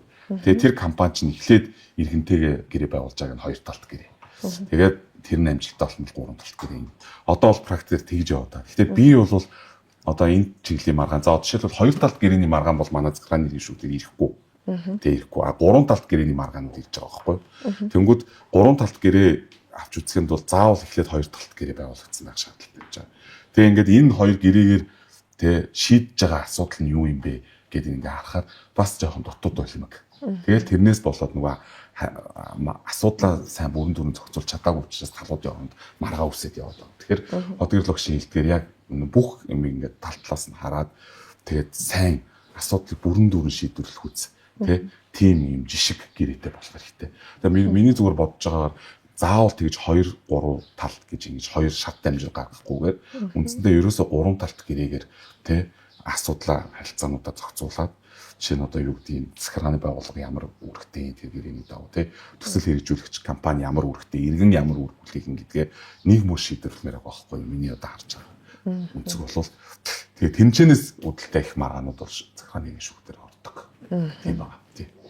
Энэ ялангуяа хилцүүлгээ сайн зохион байгуулах юм бол яах нь энэ оролцогчдын нөгөө их үүрэг нь тодорхойлж байгаа хэрэгтэй. Тий. Төлөвлөгөө батлахын өмнө яг нь оролцогчид ямар эрэхтэй орж байгаа, ямар оролцогч нь ямар үүрэгтэй орж байгаа. Тэр эрх үүргийн харилцаа нь маш тодорхой болчиход байна. Тэгэхгүй хин юу хариуцаад байгаа бүү мэд те. Тэгэнгүүт нэг захиргааны байгууллага болохоор ингээ хайчдаг. Тэгээ эргээ харахаар тэнд яах нь нэг гүйцэтгэгч компани 92 хоорондын маргаан боловлох хуурдаг. Тийм байж болохгүй. Тэгэхээр энийг яг ингээд хараад за энэ дээр яг захиргааны байгууллага ийм үүрэгтэй оролцсон шүү. Яг гүйцэтгэгч компани яг ийм үүрэгтэй оролцсон шүү. Иргэн бол яг ийм шүү гэд бүх юм тодорхой. Энэ төлөвлөлтийн гол зорилго нь тэр. Тэгээ тэрийг яг гэрээнүүд дээр зааж өгөөд энэ гүйцэтгэгч ирэх юм бол ийм тий юугаа яах юм бэ? Хариуцлага хүлээх юм байна. Иргэн бол ингэж хариуцлага хүлээх юм байна гэдэг нь яах нь. Тэгэхээр энэ дээр бол тэр яг гэрээ бол яах нь өөрөө тэр төлөвлөлтөд оролцогчдоо хоорондын харилцааны бол маш чухал үр гүйцэтгэж байгаа. Тийм зохицуулалт. Тийм тэгэл одоо жишээ нь иргэн бол юу гэдэг вэ? Би хугацаанд тий шинээр барьсан байранд ормоор байна гэж гомдно. Тэнгүү чин төсөл хэрэгжүүлж байгаа компани юу гэдэг вэ? Захиргааны байгууллага руу буруугийн асуудлыг явуулчихдаг байхгүй. Тэр жишээ нь хугацаанд манад зөвшөөрлөө олгоогүй, эрчим хүчний зөвшөөрлөө хугацаанд олгоогүй. Энд газар доогуур те дулааны сухамжуулжээ захиргааны байгууллага төрүүлж тэрийг хийх хэрэгтэй байсан чинь тэрийг хийгээгүй учраас манай байдлага одоо хугацаа оройтсон. Тэр учраас би одоо таныг хугацаанд оруулж чадахгүй байх гэх юм уу те. Ийм арганууд амар их гардаг. Тэгэхээр яг хин од гэрлэх шийдэлгээр хин юугаа хийх үү гэдгээ маш тодорхой эхлээд нөгөө төсөл дээрээ төлөвлөлт дээр тэрийг эхлээд тодорхой болгоод тэгээд тэрэндээ нийцүүлсэн яг гэрээгээ тий маш сайн гэрэг байгуулах хэрэгтэй. Тэгэх юм бол маргаан юм байхгүй болно. Ер нь энэ дэр ингээ харж хахад одоо байгаль орчны том төсөл ч юм уу дашналын ч юм уу ингээ том төслүүд ч юм дэд үтс одоо төмөр зам тий тэгэхэд ер нь тэр үйл ажиллагааны дистрал гэдэг юм аягүй чухал байгаа. Бид нар яг эхлээд энийг хийж энийг хийнэ гэх тий. Гэтэл яг нь эхлээд энийг хийчихэд энийг хийгээгүй. Тэгэнгүүт энэ хоорондын зөрчил гараад ерөөсөө ямар зохион байгуулалт өртсөн. Тэгэхээр яг тэр төлөвлөлн гэдэг шиг одоо ер нь юу шүү дээ дистрал тий бүх юм яа тий. Тэгэхээр бидний алдж байгаа юм тэр. Засгийн газар шийдвэр гарчлаа. 5 дугаар цахилгаан станц яах вэ? Барилаа гэж тууц хайчлал. Тэгсэн чинь тэр байгаль орчны яамнаас яах вэ? Энэ нөлөөллийн үнэлгээ зөрчиж гэнэ гэдэг. Засгийн газрын шийдвэрийг яах вэ? Ургач. Тэр энэ ч одоо тэгээ уг нь бол тэр чинь засгийн газар чинь тэр яамны албан тушаалт яана тий тэр засгийн газрын шийдвэрийг биелүүлэх хэрэгтэй байхгүй тий тэр засаг дарга биелүүлэх хэрэгтэй. Гэтэл одоо тийм замраагүй байгаа төлөвлөлт байхгүй байгаа учраас яах вэ? Үрсөө ингээд ачлыг унгаагаад байдаг. Одоо тэр ач налтуулын том төсөл хэрэгжүүлээ гээл тий засгийн газрын шийдвэр гарчдаг. Гэтэл одоо энд төрийн байгууллагууд төрийн албаагч яаж оролцох хэвтэй? Одоо жишээлбэл тэр эрдэнэ төлөөлөгчдийн хурал яаж оролцох хэвтэй? Их хурлын гишүүн нь яаж оролцох хэвтэй? Энд ч одоо их хурлаас шийдвэр гарсан байна шүү дээ. Тэр шийдвэрийг сурчлах үүрэг тий их хурлын гишүүд байгаа юу? Тэр эрдэнэ төлөөлөгчдийн хурал байгаа юу? Засаг даргад байгаа юу? Төрийн бодлого гарчаад тий тэр иргэдэд ойлгуулах ч юм уу тий. Гэтэл чи бүгд яах нь? Үнэхээр тэр ус орн хэрэгтэй тий. Тийм төсөл байгаа бол тэг хууль гарцсан бол тэрийг хэрэгжүүлэхийн төлөө яах нь? Үүргээ биелүүлэх хэрэгтэй. Тэгэхээр бид нар яг тэр бүх юунуудын зохион байгуулж тэ энэ төлөвлөлт гэдэг юмыг сайн хийхгүй зүгээр л ингээл энэ тэнд шийдвэр гараа шидэл авах юм бол яах нь тэр төслүүд нураал. Тэр бид нар өөрсдөө хараал тэ зөндөө харж байна. Тэгээд ингэж одоо ингээ нураад байгаа асуудалтайгаар бас ингээд энэ асуудал юу шийдэгдэхгүй гэдэг итгэл нийлэл унаад байгаа юмрах асуудлууд байна л та тий. За та одоо ялангуяа би бол яг уншижсэн Германы, Австрийн одоо холбооны дээд шүүхийн гэдэг юм уу шүүхийн шийдвэрүүдээс одоо нөгөө сонирхолтой шүүхийн шийдвэрүүдийн талаар бол бас ингээд олон нийтэд хандаад мэдээлэл бас ингээд өгдөг тийм. Тэгэхээр энэ төлөвлөлтийн хүрээнд бас юм сонирхолтой одоо гэж үздсэн тийм одоо жишээ шүүхийн шийдвэрээс та дуртаач. Бас гоё асуулт байна. Энэ би бас түрүүн нөгөө одгөрлөгчтой сууж байхдаа ярьж байхдаа энийг харуулж ирсэн тийм. Үзэгч нар энэ Германы захиргааны иргэн дээд шүүхээс ингээд тухайн оныхоо одоо ач холбогдолтой шинэлэг чухал зарчмын өндөр ач холбогдолтой гэсэн шийдвэрүүдээ ингээд эмхэтгээд ийм бот гаргадаг. Тэгээд энэ бол 166 дугаар бот нэг аахгүй. Тэгээд би ингээд захиалж аваад үздгийн өөрөө ингээд судалтын. Тэгээд энд дотор би нэг кейсийг бол түрүү ярьцсан.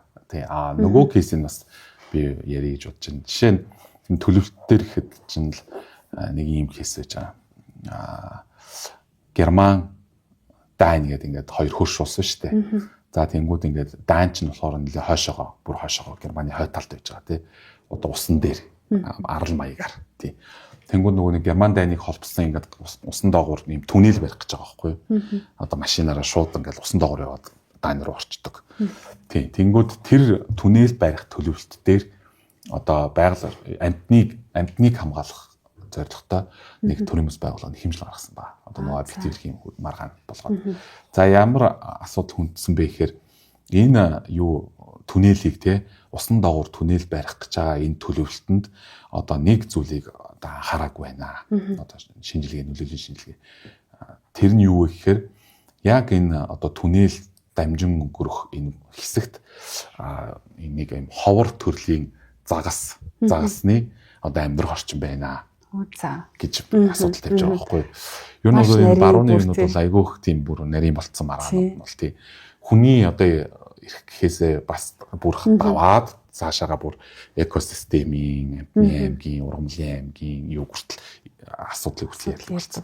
Тэгээд тэн дээр шүүх яадаг байхгүй юу. Нөгөө төлөвлөлтийг нь татаж аваад төлөвлөлтийн баримтчиг татаж аваад гэсэн нөгөө түрүү отгоо огшилсан амар нарийн хийж ааштай алхмалмаар хийдэг байхгүй юу. Тэгээ төлөвлөлтийн баримтчиг татаж аваад судлаад ингээд судалгааг нь үзсэн чинь яг тэр талынх нь юу судалгаа нэр үнэхээр хангалтгүй. Одоо шүүх тэрийг хүртэл хянаж байгаа байхгүй юу. Тэгээд мэрэг хөндлөнгийн одоо экспертүүдийг томилоод шинжээчдийг томилоод за үнэхээр одоо энэ төрлийн бас байгууллага хэлээд байгаа асуудал байна уугүй те ховор төрлийн загас тэр одоо амьдрах байна уу тий гэдгийг энэ дутуу хийсэн байна энийг судлах шаардлагатай байсан байна гэд тэгээд юу тэр төлөвлөлтийг нь одоо дахиж одоо хянаж үзэхээр өөрөөр нь манай 106-ын 3.11 ба шүү дээ дахин шийдвэр гаргах байгууллага тийм агуулгаар бол шийдсэн жишээл кейсийн дотор байж байгаа шүү дээ тэгэхээр бүр ингэж нөгөө айгу бүх юмыг ингэж нарийн харж байгаа байхгүй юу. Тэр түнэлийг барихад одоо загасны амьдрах орчин хүртэл байр суурь хүний ихээр хязгаарлагдахгүйгээр харж байна шүү дээ тий. Магадгүй одоо ховор зүйлийн хэрвээ хурын газар дээр исэн бол ховор зүйлийн ургамал одоо тэр хэсэгт дургадаг ч гэх юм уу бас. Би түрүүн тэгээ нөгөө хамт суугаад ярьж байхдаа сарсан баг бахан жишээ ярьсан шүү дээ. Тийм байна. Гэх мэтчлэн яа. Тэгэхээр энэ бол айгу тийм өндөр төвшөнд бүр одоо хөгжсөн байгаа байхгүй энэ маргаан бол тий. Тэр одоо цаашдаа бид нар ирээдүйд бол манай маргаанууд ч гэсэн ер нь төрлөө явах бах. Тий. Одоо бол бид нар нэг зүгээр нэгж талбар дээр тий газрын төлөвлөлт мөлөвчлөл ярьж штэ. Энэ одоо стандарт дүрм жумдаа нийцсэн үү тий гэдэг юмар бол явж байна. Цаашдаа бол бүр тэр хүрээлэн буу орчны нөлөөлөл төр хүртэл тий яригдах юм билээ. Тийм байна. Манайх бол одоо нөгөө байгаль орчинд нөлөөлөх байдлыг наривчилсан үнэлгээ гэдэг үнэлгээний дотор одоо нэг юм бүрэлдэхүүн хэсгүүд болоод явдаг. Гэхдээ яг ийм төвшөнд бол биш байгаа байхгүй тий. Тийм ээ манайх цааш таас хөгжих шаардлагатай л юм байна. Тэгэхээр дараагийн асуулт өөрөө амьдрал өөрөө баялаг гэдэг. Тэгэхээр амьдрал өөрөө баялаг болохоор одоо нөгөө захааны нэрийн шүүхүүдийн шийдвэрлэх хуулийн 106-гийн 3-5 дээр эрх зүйн харилцаа байгаа хэсгийг тогтоох гэдэг хэмжлэн төрлөдөг тий.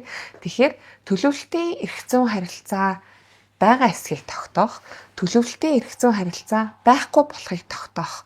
Энэ юу нэг боломжтой юу? Одоо ингээл эргэн хуулийн этгээд жишээлбэл төлөвлөлтөнд хамрагдах гэж байгаа юм шиг, үгүй ч юм шиг тодорхойгүй нөхцөл байдалд орчод байдаг тий. Тэгэхээр эдгээр дээр та бүхэн ямар байр суурьтай байдаг вэ? Тааны хэрэг шүүхтийн шийдвэрлэх хуулийн 106-гийн 3-5-ыг сайн асууж байна тий. Эрх зүйн харилцаа байгаа юу байхгүй юудыг одоо тогтоолох ийм хэмжээний нэг төрлөө байгаа. За энэ төлөвлөлтөөр бол яг тэр бол шууд холбогдно гэж хэлэх боломжгүй. Тий. Яагаад вэ гэхээр ер нь түрүүн Одгорл өгшийн бас яриан дээр гарсан төлөвлөлт гэдэг чинь маш олон тий тооны шийдвэрүүдийн зангил байхгүй юу. Жишээлбэл одоо тэр төлөвлөлт чинь захиргааны акт холбогдно. Зөндөө захиргааны акт гарна. Тэр төлөвлөлтийг одоо хэрэгжүүлэхэд бол за түрүүн би ярьлаа захиргааны гэрээ зөндөө байгуулагдана энэ харилцаа тий. Захиргааны хэмжээний акт хүртэл оролцсон энэ төлөвлөлтөн дээр чи одоо жишээ нь манай тэр энэ хот дахин төлөвлөх ажил дээр чинь нөгөө иргэдийн саналыг авах мах өдрөө нөгөө тухайлсан журмууд байдаг штэ 80% дэмжсэн бол тэр төлөвлөгөөг амжилттай цааш нь явуулнаа гэтэр гэдэг тийм журмалцсан хэмжээний актууд байж байгаа. Тэгэхээр өөрөөр хэлбэл энэ харилцаанд захиргааны акт, захиргааны гэрээ, захиргааны хэмжээний акт бүгд ингээд холбогддог учраас тэр хүрээндээ л одоо нөгөө тэрэнд холбоотой хэмжээний төрлүүд явах боломжтой. Тэрнээс биш юу гэдэг төлөвлөлтийн харилцаа байгаа гэдгийг тогтоолгыг эсвэл байхгүй гэдгийг тогтоолгыг гэдэг агуулга бол яг тэр юуны 100-100-ийн 3-5 бол шууд холбогдохгүй гэж энэ онлын хувьд бол тэгж үздэг шүү. Тэгэхээр үндсэндээ өөрөөр юу гэдэг иргэн бол эрх ашиг нь хөндөгдөөд зөрчигдөөд байна л гэж байгаа бол тэр төлөвлөлтөнд холбоотой тэр холбогдох захиргааны акт, захиргааны гэрээ, захиргааны хэмжээний акттайгаа бол юу маргаад явах боломжтой гэсэн өөр санаанд хэлэх гэдэг. Тий. Тэр бол шууд холбогдохгүй. Ер нь бол энэ эрх зүйн харилцаа байгааг хүлээн зөвшөөрөх тогтоох энэ хэмжил бол өөрөө нөгөө тогтоох хэмжлийн нэг төр штэ. Гэхдээ нөгөө субсидиар гэж хэлдэг байхгүй юу? Онлын хоёр дахь хэмжлийн төрлөд дандаа эхлээд акттай холбоотой тэр хүчингү болбуулах эсвэл хилдүүл өслөө тогтоолох эсвэл хууль бус байсан болохыг тогтоолох ч юм уу тэр нэг хэмжлийн төрлүүдийг сонгоод тэрүүгээр шийдвэрлэх боломжтой асуудал байх юм бол тэр хүлээн зөвшөөрөх харилцаа байгааг хүлээн зөвшөөрөх юу ордохгүй шаардлагагүй. Тэр ийм хоёр дахь шинжтэй нэг хэмжлийн төрөл байхгүй тэгж байна. Одоо л шин. За эрх зүйн харилцаа байгаа хэсгийг тогтоолох гэхээр одоо өнөөдөр бид нарт яг тийм төлөвлөлт маа салбарын хууль руу ороогүй байгаа учраас яах нь одоо тийм оролцогч бүх оролцогчдыг яах нь оролцогч гэдэг чинь одоо тухайн төслийг хэрэгжүүлэхэд их ашиг зөрчигдөж байгаа яах нь бүх хүмүүсийг яах нь яаж цуглуулж яаж төслөө танилцуулж яаж ингэж хилцүүлэг хийж тэн дээр гарсан сөрөг саналуудыг яаж шийдвэрлэх вэ гээл те өөрөөр хэлбэл төрийн байгууллагын оролцоо мэржлийн байгууллагын оролцоо хугацаа өгөөд тэр зөвшөөрөл олгоно шүү дээ. Тэр төсөлтэй холбоотой зөвшөөрөл олгохын тулд ямар хуулийн шаардлага тавигдах тэр мэрийгээ бүгдийг ярих хэрэгтэй байхгүй. Тэгээ яриад ингээд те чи иргэн бол яах нь миний эрх ашиг гэх тэнд бас яриад төрийн байгууллаганд яриад те. Тэгэхээр тийм навьсан зохицуул байхгүй учраас нэг мэтгэл яах нь нэг энэ тийм шийдвэр гарч байгаа нэг эрх ашиг хөндөгчдөг. Тэгээ хүн чинь гайхаж байгаа байхгүй. Энэ юу болоод байна? Тэ? Энэ одоо энэ төсөл хэрэгжиж энэ төсөл юу төслий те?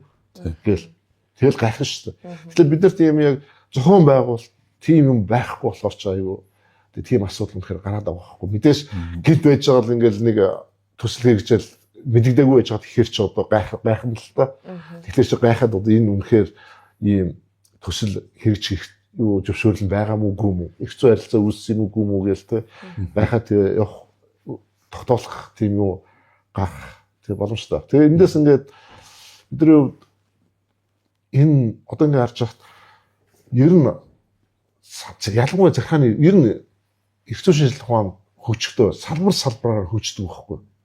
Одоо жишээлбэл байгаль орчны салбар ашиглалт мал гэдэг бүгд нийлээд ингээд тэрний энд тэ онцлогийг тэ агуулсан тийм зохицуултууд өөрөөр цогцоор тэнд хот байгуулалт тэнд дид үтц энэ чинь өөр ингэсэн шал өөр ингэсэн зохицуулттай тийм учраас яах нь тэр зохицуулалтанд нь яах нь навчилж хийж өгөөд тэгээд энэ дээр одоо жишээлбэл хот дахин төлөвлөлт дээр бол нэг загвар гаргачмаар байна. За нэг гудамж зохицуулах яах нь тий. За ингээд энд хэн оролцох юм? Засаг дарга яаж оролцох юм? Хорон засаг дарга яах юм тий? Энэ дээр одоо ингээд бусад тэр зам хариуцсан байгууллага яах юм? Тэ эрчим хүчнийхэн яах юм тэр гээл тэ тэрийг одоо ингээд мэдлэгтэй яах юм төсөл нь ямар загвартай байх юм тэ оролцогчдыг хэн яаж гэж тодорхойлох вэ хэн явж хэн юу хариуцах вэ гээл тэ тэгээд энэ дээр бүгдийг цуглууллаа тэ одоо тэр оролцогч болгонд ингээд тэдний өдөр одоо ингээд хилцүүлэг хийх гэж байна гэдэг тэр хилцүүлэг хийх гэж байгаа мэдгдэл нь юу байх вэ энэ хилцүүлэг дээр юу ярих хэвээр чи иргэн хүн энэ дээр яаж оролцох вэ иргэн хүний ямар эрх ашигын дээр яригдах вэ?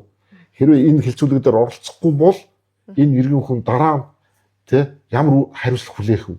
Гэх мэтлэнгээр бүгднгийн ингээд танилцуул байлцуул бүх загварыг яах нь гаргаад бүх загварыг танилцуул бүх загварыг гаргаад тэгээд журамлаа эстраалаад ингэж явуун төрийн байгууллагууд нь ингээд хэрвээ хариу өгөхгүй бол ингэн гээл те тэгээд энэ хилцүүлэг зохион байгуулагдаад тэр актууд нь ингээд гараад гэрээнүүд нь байгуулагдсны дараа тий гээл те тэгэхээр яг ийм загвар юу яах вэ бид нар хийчмээр байна.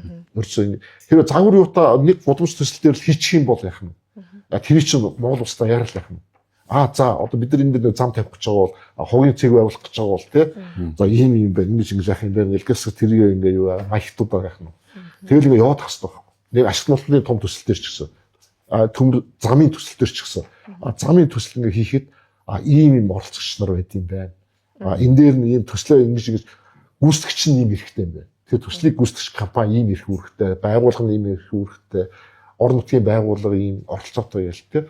Тэгэхээр ийм тодорхой юм яах вэ? Шаардаад байгаа. Гэтэл одоо бид нэр ийм хийхгүй байна л. Бид ч ерөөсөө болохгүй. Хийхгүй. Нэг хийчих юм бол бид нар тэгээд тэрийг ашиглал авчихна л доо. Тэгээд бодлоо. Дараагийн асуудал болохоор хариуцлагын тухай асуудал бид нар бас ярьсан. Хариуцлагын асуудал одоо яагаад хэрэгжихгүй байна? Одоо манай Монголын одоо шүүх, прокурор, одоо төрийн байгууллагын албан хашдын одоо шийдвэр тэ хууль зөрчиж байна. Тэгээ гэтэл яах нь? Ямар ч хариуцлага яах нь? Байхгүй байгаа гэдэг. Одоо бусад орны одоо яг энэ зөрчил, одоо хууль зөрчил, төрийн албан хашдын хуулийн зөрчлийг аваад үзвэл тэнд гэмт хэрэг байгаа. Одоо энэ нотлох барил байсан үнэлээгүй бол гэмт хэрэг. Энэ одоо улаан цагаан хуулийн дээр яах нь? Цагаан гэж бичсэн байхад буур гээд яах нь? Шийдвэр гаргачих юм бол энэ чинь гэмт хэрэг гэл тэ. Гэтэл нэг манад бол нэг иймэрхүү тэнд гэмт хэрэг байгаа юмнууд манад энгийн үйл тэ хийдэг үйл болц. Тоодгүй ердс. Тэгээ хариуцлага байхгүй бол энэ яах вэ? Одоо энэ дэр холбоотой одоо заалт өгдөг юм л да. Шүүх прокурор илт хууль бус шийдвэр гаргуул гээд нэгээс тэдэн жилийн ял гээл тэ. Гэтэл энэ заалтыг ердс хэрэглээгүй. Тэгээд энэ хууль хэрэглээний асуудал яах нь? Яаж хэрэглэх вэ гэдэг тал дээр яах нь? Нойл заачсан. Ердсөө ингээд. Тэгээ энэ дээр хариуцлагын асуудал байна. Энийг яаж хэрэглэх вэ?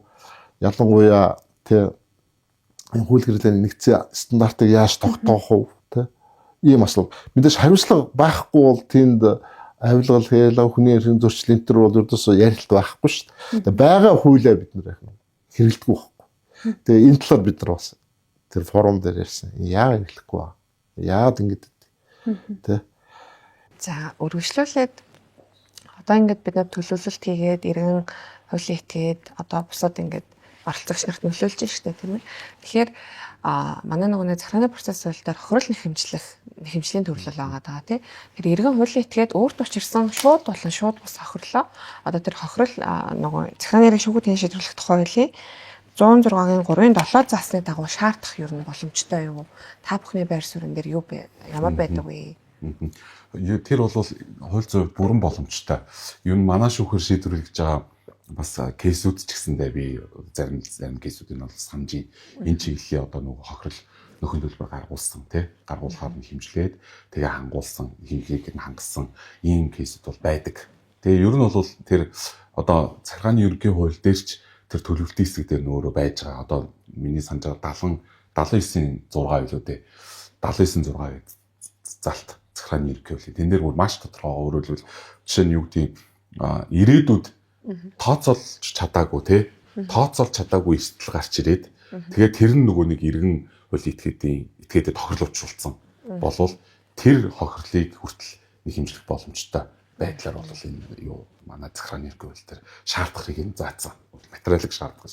Тэгэхээр материалыг шаарддаг байгаад тохиолдол процесс дээр бол тэр асуудал хангах хэрэгтэй байхгүй. Тэр үндсэн шийдлийн одоо шүүхээс гарах шийдвэрийн төрөл сая баясгал хэллээ шийдвэрийн төрөл доторч байж байгаа. Тэгэхээр тэр бол боломжтой хууль зүйн боломжтой. Харин хамгийн гол нь юу гэхээр тэр нөлөөллийн шинжилгээг дутуу хийснээс эсвэл юу гэдэг тэр ирээдүйд гарах тооцоолох боломжгүй эрсдэл үүссэн гэдгийг л одоо яг нь яг тодорхой маргаан дээр нотлох хэрэгтэй болж тарж байхгүй. Тэрийг нотлох чадах юм бол яг өөртөө учирсан тий бодит тохирлыг бол гаргуулах боломжтой. Одоо би нэг кейс сая гинт саналаа. Одоо чинь дархны хурдны зам барьлаа шүү дээ. Одоо амар олон жил болсон тий дархны хурдны зам барих. Тэгээ тэн дээр нэг манай шүүхэр шийдэгдсэн байхгүй шийдэгдсэн хэрэг шүү энэ. Хурдны зам барьсан чинь тэнд нөгөө нэгж талбаруудын судалгааг дутуу хийгээд ингээд хуучин зам бол нэг юм нарийнхан одоо хоёр эсрэг урсгалтай тийм л зам байсан шүү дээ дархны зам чинь. Одоо бол ингээд нэг урсгалтаар нэг зорчих игнэндээ юу л хоёр тийм ингээд дөрвөн урсгалтай тийм өргөсгсөн.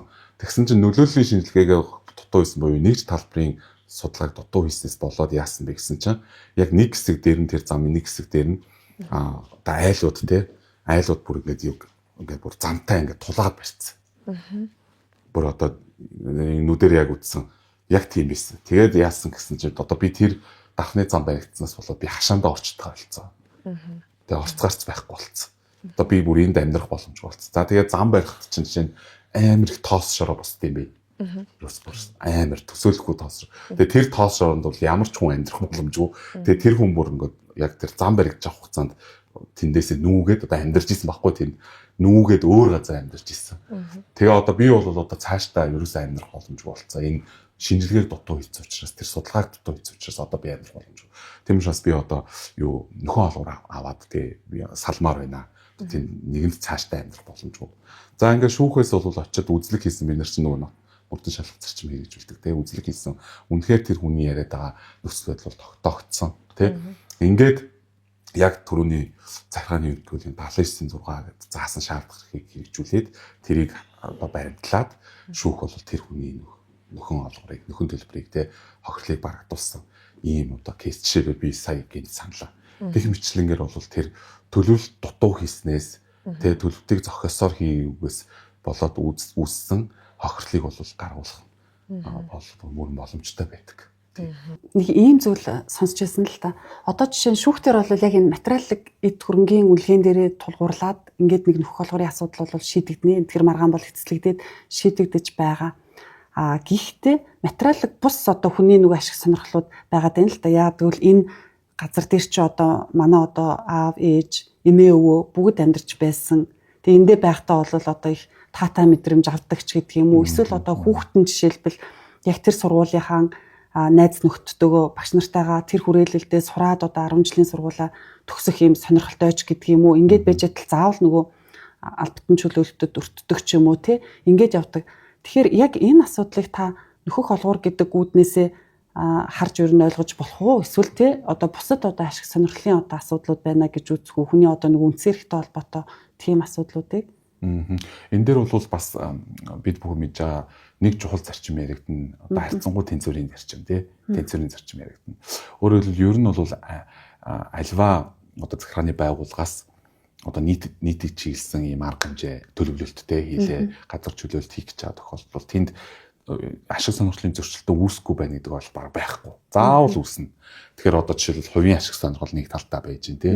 Тухайн одоо хувь газар өмчилж байгаа үйл хөдлөлт өмчлөөд амьдарч оршин сууж байгаа хүний хувийн ашиг сонирхол одоо таны сэний хэлдгээр одоо уламжлагтаа дамжаад ирсэн газар маань юм аа ч гэдэг юм уу тий. Энэ бол хувийн ашиг сонирхол. Нөгөө талаасаа нийтийн ашиг сонирхлуудыг гарч ирнэ. Тэгээ нийтийн ашиг сонирхол одоо энийг тий дахин төлөвлөж шинээр одоо босгохгүй бол болохгүй байна. Олон хүнийг амьдруулах шаардлагатай байна ч гэдэг юм уу тий. Тэгэхгүй болохгүй байна ч гэдэг юм. Утааг бууруулмаар байна ч гэдэг юм уу тий. Янз бүрийн юу зорилго шаардлага гарч иж болцсохгүй нийтийн ашиг сонирхлын цаана тий. Тэгэхээр тэн дээр яг одоо баланслах хэрэг гарч байгаа юм л да тий. Аль ашиг сонирхлын энэ тохиолдолд бол тэр төрүүлж хамгаалах юм гэдэг асуудал. Энэ бол бас их юм шийдвэрлэхэд их төвөгтэй байдаг яг практик дээр ирэхээр мэдээж аль болох тэр одоо хувийн ашиг сонирхлыг боломжийн хэмжээнд те чадах хэмжээнд бол хангахын төлөөл явах хэрэгтэй. Гэтэл тэр лүү бас бүгднийг хангах бас боломж байхгүй шүү дээ. Тэгэхээр тэр тохиолдолд бол яг нийтийн ашиг сонирхолтой гэсэн энэ үнэлэмжтэй те энэ зарчимдаа нийцүүлэл одоо яг гэхдээ хамгийн боломжтой ухаалаг шийдвэрийг захиргааны байгууллага гаргаж байгаа хэрэгтэй байхгүй юу. Тэгэхээр одоо магадгүй одоо юу гэдгийг нөхөн олгорыг тооцохдоо тэр нөхцөл байдлуудыг бас нэлээд үнэлээд тий зох хэмжээний одоо үнэлгээний тэр агуулгаараа нэмэгдэх боломжтой бол тэрийг нэмж өгөөд ингээд ойлголцъё гэдэг байдлаар тий ингээ ер нь бол нөгөө түрүү одгөрлөгч бас хэлсэн шүү дээ тэр эсрэг ашиг сонирхлуудыг хамгийн боломжтой хэлбэрээр зохицуулах асуудал бол өөрийн төлөвлөлтийн гол зорилго байхгүй юу тийм байдлаар л явна тий энэ дээр сонирхолтой жишээ байд юм лээ энэ оюутлогоо компани тийм олон нийтэд харилцах тийм мэргэжлэндээ би ярьж байсан. Тэгсэн чинь оюутлогоо төсөлтэй хэрэгжихдээ тэр гадны зөвлөх авсан байгаа. Тэгээд тэднэр нь болохоор яах нь яг тэр нөө оролцогч эрх ашиг хөндөгч байгаа иргэдтэй уулзаа явсан байна. Тэгээд иргэдтэй уулзаа за энэ бид нар энэ оюутлогоо уурхай юу байхад зам тавихад яах вэ? Ямар тий эрх ашиг хөндөгч байна, ажлын байр тий тэр чинь одоо нөгөө малчж яах нь. Тэр орон нутгийн иргэч өөрсдөө бүх юма яриад тэгээд тэр компани тэд нар чинь хоорондоо яриад бүх юма зохицуулсан байгаа. Өөрөөр хэлбэл төслөө танилцуулаад тэр хилцүүлэг хийгээд тэр компани чинь яах нь одоо бидний энэ захиргааны ерөнхий хуулийн дээр байгаа төлөвлөлтийн тэр ашиглагааг яах нь хийсэн баг. Зүр компани өөрөө хийгээд тэгээд тэр орон нутгийн иргэдтэй асуудлуудаа яах нь шийдээд гэрээ байгуулад тий төлгөө гаргаад үлдэрвэсэн. Тэгээ явцсан гоох. Тэгээ эргээ харахад тэд нар чи яах нь тэгээ тэр малчтаа байнгын холбоотой орон нутгийн иргэдтэй тэр юу ч байнгын холбоотой байна л асуудал гарвал ингэ шийднэ ингээл тий. Тэгэхээр энэ дээр тэр мараа хохирол учрахаас өмнө яах нь асуудлыг тий. Тэгэхээр одоо тэдний хийсэн ажлууд яа харахгүй манай энэ төлөвлөлт захиргааны эрх зүйтэй төлөвлөлт гэдэг үйл ажиллагааг л яах нь хийцэн байж. зүгээр л хийцэн байгаа юм. Тэ амьдрал дээр хийгээд тэгээд тэр орон нутгийн иргэдтэйгээ маргаан гарах тий. Тэр юунууд нь яах нь харьцангуй яах нь хоорондоо ингээд тэр гэрээ контракт бүх юмараа харилцаа явчих болцоо. Тэгэхээр бид нар ийм болоод байгаа юм практик байгаад бах тий. Бид нар энийг яг хэлбэржүүлээд бүр тэр салбарын хуулиудад заагаад ингээд бүр дэмжээ явуулмаар байгаа юм л. Түүнээс болохгүй юм байхгүй. Нэг том төсөл хэрэгжүүлэх гэх юм бол яах нь урд нь одоо жишээлбэл тэдний туршлагыг судалмаар юм байл. Та нар юу хийсэн? Тэр орон нутгийн одоо засаг дарахтаа эрдэнэ төлөвчтэй гуралтаа эдгээр шиг гэрээ байгуул явцсан байгаа. Иргэдтэйгээ бас ингэ байгуулаад төлөвлөлт хийгээд тэр нь бүгднийг судлаад тэрийг яах нь одоо манай захиргааны ерөнхий хуулийн төлөвлөлт юм байна штэ гэдгийг яах нь хараад амьдрал дээр бол яах нь тэгэхээр чинь захиргаал яах нь өөрсдөө итгэв санаачлаа яах нь жоохон тааруу байна л да. Ер нь тэгээд энэ гэрээ байгуулах төлөвлөлт хийн гэдэг бол ердөөсөө захиргааны байгууллагын төрийн аль багчдын өөрсдийнх нь цэвэр итгэв санаачлагтай холбоотой тим юм байна. Тийм учраас энэ захиргааны аль багчд бас суралц сайн явуулах хэрэгтэй. Тэгээд тэр журмыг нь яах нь маш тэг яг алхам яах нь. Яг ийм төсөл хэрэгжих, ийм хийдэг шүү. Дистралныг нь авч болохгүй шүү. Ядчих. Дистрал алтгал юм бол яах нь асуудал мөрдөвчтөөс яах нь. Тэгэхээр ийм бүх юм тодорхой байлгах хэрэгтэй байна. Тийм багшиг сая хэлсэн чинь би бас нэг юм яг үнэ сургалт амар чухал. Нэг захиргааны байгууллагад очиод сургалт орсон захиргааны ерөнхий хуулийн ер нь асуудлаар тэгэл тэгэхэд нэг албаа хаагч үгүй манай захиргааны ерөнхий хуульд чи ийм залд байдсан биш үү гэж аахгүй. Хүү төлөвлөлт гэсэн юм бүлэг байд юм биш. Би ерөөсөө мэдж байгаа хүн байна гэж хэлдэг байхгүй. Тэгэхээр захиргааны байгууллагын тэр албаа хаагч нарыг сургах энэ чиглэлийн одоо мэдлэг ойлголт олгох асуудал аягүй чухал шүү. Багшиг сая хэлсэн чинь яг тэрийг санаж байна. Тэр жишээг. За ингээд багшаас сүүлийн асуултаа асууя те. Залуу одоо өмгөөлөгч нарт мөн одоо бусад салбараас өмгөөллийн салбарт шинээр орж ирж байгаа хуульч өмгөөлөгч нартаа хэлэх, зөвлөх тийм одоо зүйл юу байгаа бол. Тийм шинээр хууль зүйн салбарт за тухайлбал одоо шүүхийн те өмгөөллийн шүүхийн салбарт орж ирж байгаа хуульч өмгөөлөгч нарт бол би нэг зүйл бүр ингэж бас хэлмээр санагдаад байна. Тэрний юу гэхээр сүүлийн үед бол манай шүүхийн систем шүүхийн тухай хуулиар дамжуулаад нэг чухал зарчим орж ирсэн. Тэрийг бас хүчтэй ярмаар юм шиг санагдаад байна сүүлийн. Тэрний юу гэхээр шүүхийн шийдвэрийн буюу хууль хэрэглээний нэгдмэл байдлыг хангах зарчим. Тэ шүүхийн тухай хуулиар сууцсан. Тэ. За одоо энэ нэгдмэл байдлыг хэн хангуулна гэхээр шүүхийн тухай дээр эцсийн одоо хүн бол этгээд бол улсын дэд шүүх. Тэ. За тэгэхээр эндээс хүссэн үсээгүй бид нарт юу одоо сүүлийн тулгарч ийн вэ гэхээр шүүхийн кейс судлал. Тий, кейс судлал маш чухал болж байгаа. Өөрөөр хэлбэл одоо энэ үйл баримтад өмнө нь шүүх те яг төстэй үйл баримт дээр ямар одоо дүгнэлтүүдийг илтгэсэн дүгнэлтүүдийг өгч ирсэн байна уу? Яаж шийдэж ирсэн бэ? Одоо энэ хууль юу маргаанд хамааралтай хуулийн зүйл заалтыг энэ тохиолдолд яаж одоо тайлбарлаж ирсэн байна те. Тэр судалгааг маш сайн хийдэг болох хэрэгтэй. Тэгээ одоо нэг хэсэг чинь хин эрдэнэ шиг мэдж байгаа ш нэг хэсэг чинь нөгөө шүүхэд ингээд өмнө нь өөр шийдвэр гаргасан шийдвэрийг дурдах юм бол шүүгчд нөлөөлсөн тэр олон тэр гэх тэр бол аюу биш байхгүй юу? Тэр өөрчлөгдөж байгаа. Тэгэхээр миний хэлэх гээд санаа юу гэхээр цаашдаа хэрэг маргаанд ингээд оролцоод тэг хүний эрхийг хамгаалаад явах одоо хүмүүс шүү дээ. Тэгээ тэр тохиолдолд өмнө гаргасан ижил төстэй шийдвэрүүдийг хэргийн шийдвэрүүдийг маш сайн судлах шаардлага бол тавигдаж байна. Тэгээ тэр судалгааг маш сайн хийгээд тэгээ үйл баримтуудыг ингээд төстэй юу, ялгаатай юу, юугаараа төстэй, юугаараа ялгаатай гэдгийг ингээд сайн мэдээд авчих юм бол маргаанд амжилттай оролцох, тийм амжилттай оролцохоос гадна тэр гол нь тэр хүний эрхийг хамгаалах, хүний эрх хангагдах тэр юм чинь аяг баталгаатай, тодорхой, тэ баталгаатай нөгөө юуны эрх зүйн тодорхой болон баталгаатай байдлын зарчим гэдэг шүү дээ. Тэр хангалтах яг суурин тавигдах байхгүй. Тэгэхээр би шинээр одоо хөлцөн салбарт орж ирж байгаа хүмүүст тэр чиглэлийн судалгаануудыг маш сайн хийж явах хэрэгтэй. Тэр ганцхан судлаачийн ажил биш болсон гэсэн үгээр хэлвэл. Тийм манайхан судлаач л хийх ёстой гэж бодод идэв шүү. Үгүй одоо бол өмгөөлөгч нар ч гэсэндээ хэргийн судалгааг маш сайн хийх шаардлагатай болж байна. Тэгээ энэ дээр би анхаараасаа гэж ингэж сүүлийн их бодож байгаа. За баярлалаа агшаа. За та Монголын хулжтай холбооны ерөнхийлөгчөөр ажиллаж байсан. Тэгээд хулжтай холбоо бол бараг 6000 гаруй хулжтыг инээнд нэгтгэсэн ийм одоо том байгууллага байдаг. Тэгээд хулжтай холбооны ерөнхийлөгчөөр ажиллах хугацаанд гаргасан одоо хамгийн том үр дүн амжилт одоо ололт. За мөн одоо ажиллах хугацаанд олж авсан сургамж юу байсан? Түүнчлэн хулжтай холбоо цаашид одоо ямар чиглэлээр тэг хөгжих ийм шаардлагатай гэж үзэж байгаа вэ? За би Монголын хулжтай холбооны ерөнхийлөгчөөр 3 жил ажилласан. Тэгээд энэ 3 жилийн хугацаа бол миний хувьд бол одоо маш сайхан тэг дурсамжтай байсан тийм 3 жил байсан.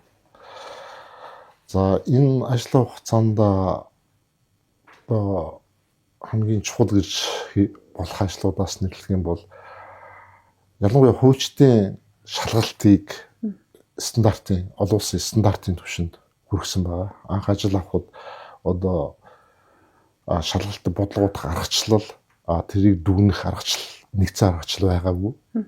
Тэгээд энэ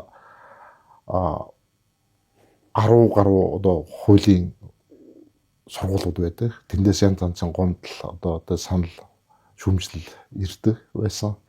Тэгээд энэ дээр ямар ч байсан тийм нэгцэн аргачлал би нэгцэн аргачлалыг одоо бий болохын тулд өндөр хөгжилтэй баруун орнуудад суралцсан одоо залуу хуульч эрдэмт судлаачдаар иргэний эрх зүй, захиргааны эрх зүй, эрүүл эрх зүйн бодлогоодох тий аргачлал гарын авлага зохиолгоод улсын дэвшүүхийн эрүүл эрх зүй, иргэний эрх зүй, захиргааны эрх зүйн танхимын шүүгч нараар энэ дээр хянуулаад эдгээр маань хамтарч ажиллаад тийм нэгдсэн одоо гарын авлагыг бий болгосон. Тэгээд энэ гарын авлага маань маш их чухал ач холбогдолтой. Яг гэвэл энэ хуульчдын шалгалтанд зориулж одоо тий бүх хувийн болон төрийн хуулийн сургуулиуд яах нь сургалтаа яах нь өөрчлөх, сайжруулах шаардлага тавигддаг. Тэр утгаараа тийм нэгдсэн стандарт яах нь бий болж байгаа. Тэгээд энэ дээр шалгалтанд бэлтгэх үйл ажиллагааг шүүгч, прокурор, өмгөөлөгч, судлаачдууд хамтран зохион байгуулад шалгалтанд бэлтгэх багш нарыг яах нь бэлтгэсэн. Одоо энд бол ялангуяа улсын дээд шүүхийн гэх маш их идэвхтэй оролцсон. Ягаад гэвэл онлын шүүх гэдэг утгаараа маш тийм идэвх санаачлалтай оролцсонд одоо би хувьдаа их талархаж байдаг. Тэгээд ийм нэгдсэн стандартыг тогтоосон нэг чухал ач холбогдолтой болсон гэж үздэг. За хоёрдугаарт юу вэ гэхээр үндсэн лекц гэдэг тийм сургалтын арга хэлбэрийг одоо нэвтрүүлсэн. Энэ юу ямар утгатай вэ гэхээр одоо тухайн салбарын хуулийн хууль хэрэглээний маргаантай хоёрдугаар утгатай хуулийн заалтууд дээр яах нь нэг талаас нь залуу судлаач тий гадаад орнд төгссөн судлаач нөгөө талаас нь практикийн шүүгч өмгөөлөгч хоёр нийлээд хамтарсан тийм лекц яах нь бэлдсэн. Энэ маань маш сонирхолтой болсон. Яг гэвэл тийм онлын талаасаач практик талаасаач яах нь тийм хоорондоо харилцан ирсэн лекц нар одоо шүүгч, прокурор, өмгөөлөгч, судлаач нар яах нь хамтарч юм лекцүүд яах нь бэлдээд. Энэний үр дүн нь бол ерөөсөө тэр олон улс байгаа онлыг Монголын хуульд хэрхэн авчрах вэ? Өндөр хөгжилтэй орнуудын шүүхийн шийдвэр, Монголын шүүхийн шийдвэр хоёрыг харьцуулаад ийм ялгаатай байна гэдэг дээр тий энэс манай практикээр ингэж хэрэгжилж байна, ингэж хэрэглэе гэсэн санаа тий гаргах зорилготой тийм лекц. Энэ маань маш тийм амжилттай үр дүнтэй болсон. Хамтраад энэ сурвалж явуулна гэдэг бол маш чухал байгаа. Дараагийн ажил бас нэг чухал ажил юу болсон бэ гэвэл захиргааны эрх зүй хороо, иргэний эрх зүй хороо, эрх зүйн суурь эрх зүй хороонууд маань идэвхтэй ажилласан. Ялангуяа хуулийн хилцүүлэг болон өөр одоо онлын хилцүүлгүүдийг маш олон хэлбэрээр одоо өглөө кофе уух ч юм уу 7 цагаас мөн одоо тухайн одоо шинэ хууль хэлцүүлэхтэй холбоотой мэргэжлийн холбоотой хамтрах ч юм уу те тэгээд шүүх прокурор тэгээд шүүхийн шийдвэр гүйцэтгэл ч юм уу судлаачд хамтарсан байдлаар хэлцүүлэх хийх ч юм уу те ийм хэлцүүлгүүд яах нь маш их олон өргөн хэмжээгээр яах нь зохион байгуулагдсан. Тэгээд бид нар бараг жил гаруй ингээд ийм хэлцүүлгүүд хийжсэний үндсэн дээр бид нар ер нь хуульчдын нэгдсэн форум хийгээд энийгээ яах нь нийтэд хүргэе гэдэг санаа эндээс гарч ирсэн. Тэгээд хэлцүүлгүүд маань маш амжилттай явжсэн. Тэгээд иймэрхүү ажлууд яах нь одоо гол ажлууд маань хийсэн байна гэдэг. Тэгээд энэ дээр одоо өөртөө эргээд шүмжлэлтэй талаасаа бодох юун дээр алдчихваа гэж бодож байхад энэ ер нь хүний өөрийнх юм шиг би өөрөө ингээд судлаач хүн учраас хэтэрхий их нөгөө судалгаа онлайн тал руугаа их цаг зав хөрөнгө мөнгө зарсан байлаа. Тэгээд харин гişүүдтэй хуульч гişүүдтэй яах нь хуульч гişүүдтэй зориулсан тийм юу нь бол илүү тий баг цаг зарсан тийм утаа байсан. Тэгээд бодцоо тэгээд ямар хүн одоо хүч толбоо удирж байгаасаа бас эн чинь үйл ажиллагаа тухайн байгууллагын үйл ажиллагааны яах нь хамаард юм байна. Тийм учраас өөрийнхөө сул тал тий өөрийнхөө давуу тал энэ төр яах нь зохицуулж яах нь явах хэрэгтэй гэж бодож байгаа. Ер нь тэгээ Монголын хуульчтай холбооны цаашдын төсөөлөд үзэх юм бол яхаарахгүй байх ёстой. Монгол 6000 гаруй хуульч нар байгаа. Тэгээ эдгээр хуульч нар ялангуяа нэгдсэн сургалт хийх ёстой. Өөрөөр шүүх прокурор өмгөөлөгч судлаач нар яах нь хамтарч яах нь энэ талаар сургалт хийвэл илүү үр дүнтэй. Мөн судалгаа хэлцүүлгүүдийг өөрөөр хэлбэл хууль зүйн шинжилгээ ухааныг хууль зүйн тогтолцоог илүү боловсронгуй болгоход ажил бол хуульчдын л ажил. Тэгээ энд бол хуульчдууд яах вэ бүгдээрээ нийтмэл байдлаар оролцох ёстой. Ер нь манайх нэг сүүлийн 30 гаруй жилийн хугацаанд л яах нь салбар хэрэгцээнүүд хөгжиж байна. Тухайн салбараар дагнсан хуульч нар бол маш бага байдаг. Гарын 5-3-нд л байдаг. Ер нь бол одоо энэ дээр зарим шүүх дээр ажиллаж байна, зарим нөмөлөх дээр ажиллаж байна, зарим прокурор дээр ажиллаж байна гэж тараа ярилцсан байдаг. Тэдгээрийг нэгтгээд тэдгээрийн хүч хөдөлмөрийг одоо бусад хуульчдтай яах нь тэдгээрийн хуваалцах, туршлагаас нь хуваалцах үйл ажиллагаа бол зөвхөн Монголын хуульчдын холбоон дээр л яах нь боломжтой байгаа. Тэгээ сургалт явуулах, судалгаа хийх тий. Одоо ер нь энэ хуульчдын холбооны үндсэн чиг үүрэг одоо гишүүдтэй дэлхийн хэмжээний онлын мэдлэгийг яаж хүргэх вэ гэдэг асуудал байдаг. Ер нь гол үндсэн чиг л мэржлийн хувьд яах нь тэдгээрийг одоо яах нь дэлхийн түвшинд яаж хүргэх вэ гэдэг. Тэгэхээр энийг бол тийм тархаа шүүгчнэр нэг тэндээ, өмгөөлөгч нар тэндээ, нотрачд нэг тэндээ тий тусдаа хийх боломжгүй. Нэгдүгээр боловсон хүчний боломж олох, хоёрдугаар эдгээрийг одоо нэгтгэх хуулийн боломж олох. Одоо шүүгчнэр очоод өмгөөлөгчд холбоон дээр очоод тий судалгаа хийчихнэ гэж суугаад байх одоо боломжгүй шүү дээ. Хуулиараа шороотой прокурор энэ тий.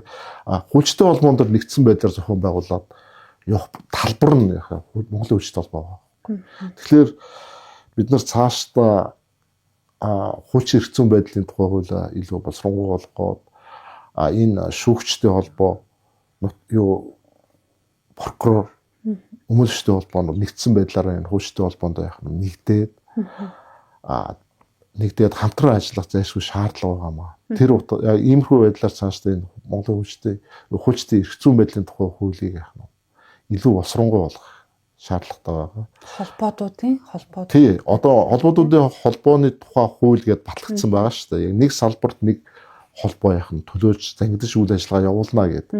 Тэгэхээр энэ хуулиа одоо бид нар яах нь зайлшгүй хэрэгжүүлэх шаардлагатай байна. За мэдээж энд миний харж байгаагаар маш ихтэй бэрхшээл тулгарна. Ялангуяа монголчуудын хувьд бол нэгдэж ажиллах, хамтарч ажиллах, нэг зүйлийн зорилгын төлөө ажиллана, нэг зохион байгуулалтанд орно гэдэг бол маш хүнд асуудал юм байл. Нэр нь бол маш хүнд асуудал. Гэхдээ энийг бид нар яах нь зайлшгүй хийх ёстой. Тэгэхээр манай подкаст ерөөхдөө өндөрлөгт өгч байна. Тэгээд одоо тодруулах байгаа асуудал бол яг сэдвээ бацаад захиргааны эрх зүйн төлөвлөлт одоо манай улсад яг сонгогдох утгаараа хэрэгжиж байна уу? Энийг одоо хэрвээ Тийм бол одоо ямар агуулгаар хэрвээ үгүй бол бид нэр яг юуг анхаарах ёстой байна гэдэг агуулгаар одоо сүүлийн асуултаа асууя. За мэдээж энэ олон төслүүд зам баригдаад нишин усны буудал баригдаад эрчим хүчний станцууд баригдаал ингээл асуултуудын том төслүүд хэрэгжиж явж байна. Мэдээж энэ төлөвлөлт бол яг хийж байгаа энд тодорхой оролцогч нар оролцоод ямар ч хэлсэн ямар нэгэн байдлаар хоорондоо учраа олоол яаж хийж байгаа л маргаат ч гэсэн яг нь тэгэл хийгдэл байна л да. Хийгдээд байна. Одоо бид нэр энийг харин яаж зохион байгуулах вэ гэдэг асуудал байна. Миний хувьд бол захиргааны ерөнхий хууль дээр заасан энэ төлөвлөлт гэдэг энэ одоо үйл ажиллагааны хэлбэрийн ерөнхий зохицуулалт энэ стратеги энэ наривчлан зохицуулалт яг энэ утгаараа бол хэрэгжихгүй байна. Өөрөсөө энийг бол хэрэглэхгүй байна. Зүгээр л бүдүүн маар ярал хэдэн хүн хохироод ч юм уу хэдэн хүн яагаад ч юм уу тэгэл тэр төсөл ямар нэгэн байдлаар л ингээл дуусах шиг байна. Тэгэхээр бид нар энэ яг хуулийн энэ зохицуултыг бид нэр хэрэглэж сумаар байна. Тэгээ энд бас нэг асуудал байгаад байна л да. Яг гэвэл энэ хууль зүйн шинжилгээ ухаан маань энд салбарын хуулиудаа яаж хөгжүүлэх вэ? Энэ Монголын эрх зүйн тогтолцооны асуудал байна. Салбарын хууль, эрх зүйн тогтолцоо гэдэг чинь салбараар байгаль орчны хууль, ачлал нуудлын хууль гэдэг чинь өөрийн гэсэн татвар, эдийн засгийн, хот байгуул, дэд үсгээл салбараар хөгжих хэрэгтэй. Гэтэл одоо бид нарт ийм яг хууль зүйн шинжилгээ ухааныхын хувьд ийм суурь бүтцэн бий болоход аюу хүндрэлтэй болсон байна. Одоо миний харж байгаагаар бол одоо энэ салбараар нь биш одоо бүгдийн салбарын хуулиудын бүгдийн нэгдээд одоо зөрчлийн хууль гэдэг яг нь. Бүх салбарын хуулиудыг нэгтгэхэд санкц яах нь нэг юм хууль болох гэдэг байна. Үүн чинь тэр салбарын хуулиуд дээр байж одоо зөвшөөрлийн хууль гэлээд чинь. Одоо тэр бүх салбар дээр байгаа зөвшөөрлүүдийг нэгтгэхэд нэг хууль болгоно гэл. Энэ хязгаарч тийм байхгүй. Энэ шинжилгээ ухаан тийм байдгүй байхгүй. Би нэг түрүүн чамд хэлсэн шүү дээ. Зөрчил гээл хөлийн тасалдсан. Зөвшөөрөл гээл яах нь. Тэр зүрхийн тасалдсан. Одоо тэр салбарын барилгын тухай хуулийг харах юм бол яах нь.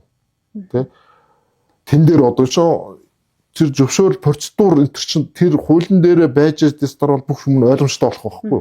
Тэндээ журмлыг хийх юм. Тэгэхээр энэ маань өөрөө ингээд салбарын хууль одоо шинжилгээ ухааны үйлдэл хөгжих боломж нь байхгүй болчихсон. Одоо тэгээд яг ийм байдалтай яах нь.